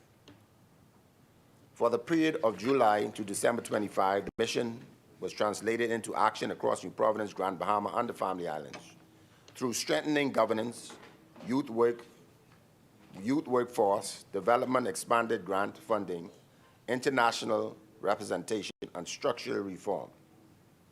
Madam Speaker, for the period of July to December, the Department impact can be measured across the following areas that demonstrate the government's tangible financial commitment to culture as a productive sector: cultural workforce development, increased cultural equity and access, inclusive cultural development, strengthen national identity and pride, structural governance reform, Family Island cultural equity, direct economic investment into creative industries. Madam Speaker, one of the most significant achievements of 2025 was the commencement of the drafting of the Bahamas' first comprehensive national cultural policy. This policy will establish a long-term national framework for cultural rights, heritage, protection, creative industries, development, equitable access, and legislative modernization. Foundational research and sector alignment began in 2025, with full national consultation scheduled to advance in 2026. In parallel, the Department assistance to the Department of Economic Affairs on the advancements of our country's first creative industries export strategy.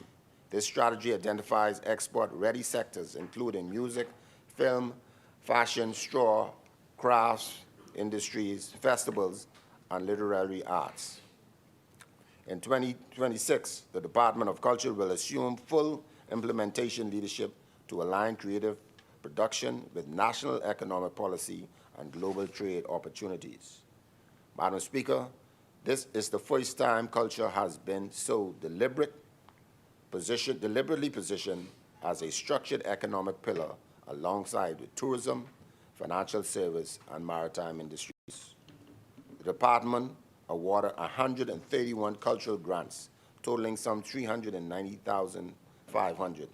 These grants supported endeavors in theater, music, dance, film, literary works, fashion, craft, Junkanoo production, and cultural mentorship across New Providence and the Family Islands.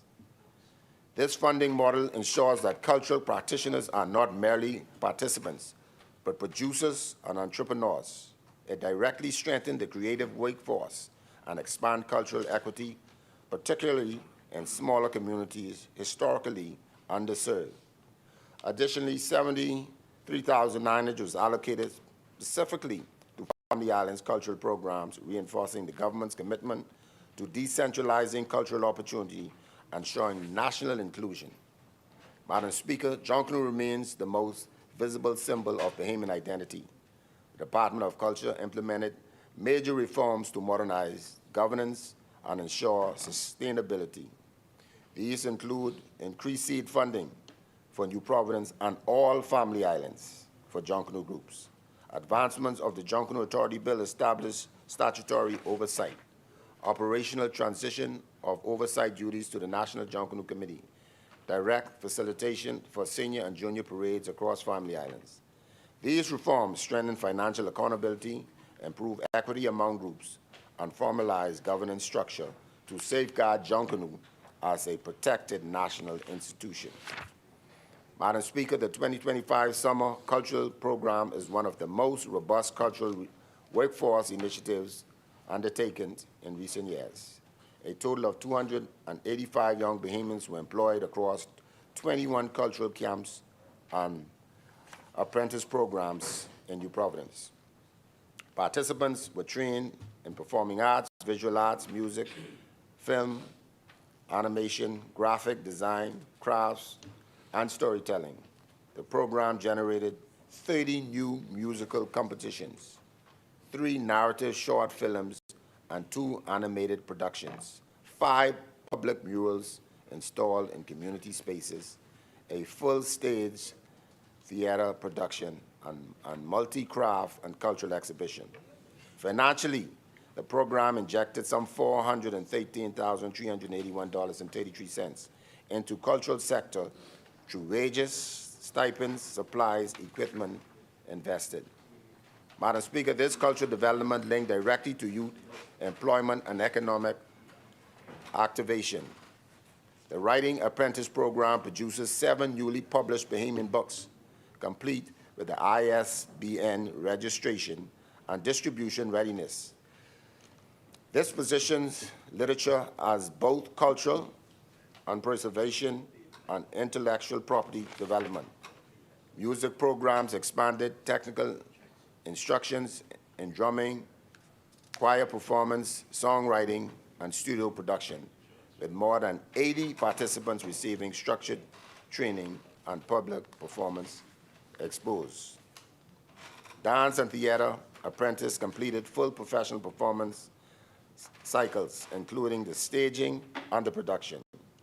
JLo's Rock at the Simpson Penn Center for Boys, demonstrating cultural role in rehabilitation and positive youth engagement. Film and digital media students produced 5 high-quality audiovisual works reflecting modernization of the sector and alignment with global multimedia growth trends. Madam Speaker, cultural officers remain embodied in institutions such as the Aaron H. Gilmore School for the Blind and the Willie Mae Pratt for Simpson Penn institutions, producing 3 multidisciplinary theater productions and 6 live performances. This reflects the department's commitment, inclusive of cultural access, ensuring that culture serves not only entertainment, but empowerment and therapeutic development. Grand Bahama, Eleuthera, Andros, South Andros, and other islands delivered camps, adjudications, Junkanoo workshops, crafts, entrepreneurship training, and national festival preparation. In Andros, Red Bay baskets weaving, a protected cultural heritage practice, was transferred to younger generations from structured instructions. In South Andros, straw and texture entrepreneurship initiatives supported micro-business development aligned with expanding tourism markets. Madam Speaker, on the international scene, the department led delegation of more than 100 Bahamians to Cara Festa in Barbados, representing dance, music, fashion, crafts, film, theater, and visual arts. The Bahamas also participated in UNESCO Forum in Spain and the World Summit on Arts Culture in South Korea, contributing to global policy discussions on cultural rights, sector governance, and sustainability. These engagements strengthened the Bahamas' position as a proactive cultural leader regionally and internationally. In 2026, the department intends to complete and advance the national policy, lead implementation of creative industries export strategy, formalize Junkanoo statutory oversight, expand Family Islands cultural infrastructure, strengthening monitoring and evaluation systems, improve early procurement and grant disbursement process. Madam Speaker, 2025 was a year of expansion.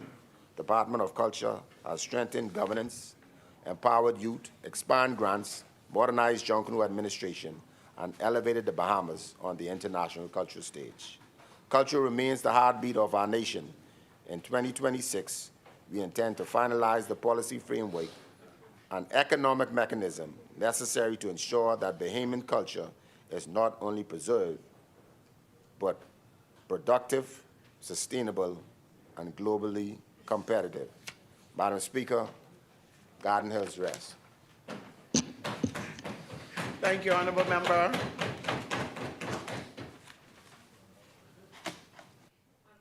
The chair recognizes the honorable member for Golden Gates. The House does now suspend to 3 p.m. on Tuesday, the 10th of March. Is there a seconder? Thank you, honorable members.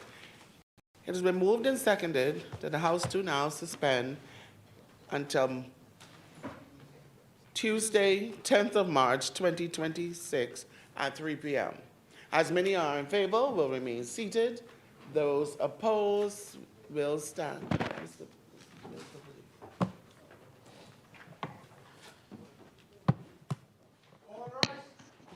The House now stands suspended until Tuesday, 10th of March, 2026 at 3 p.m.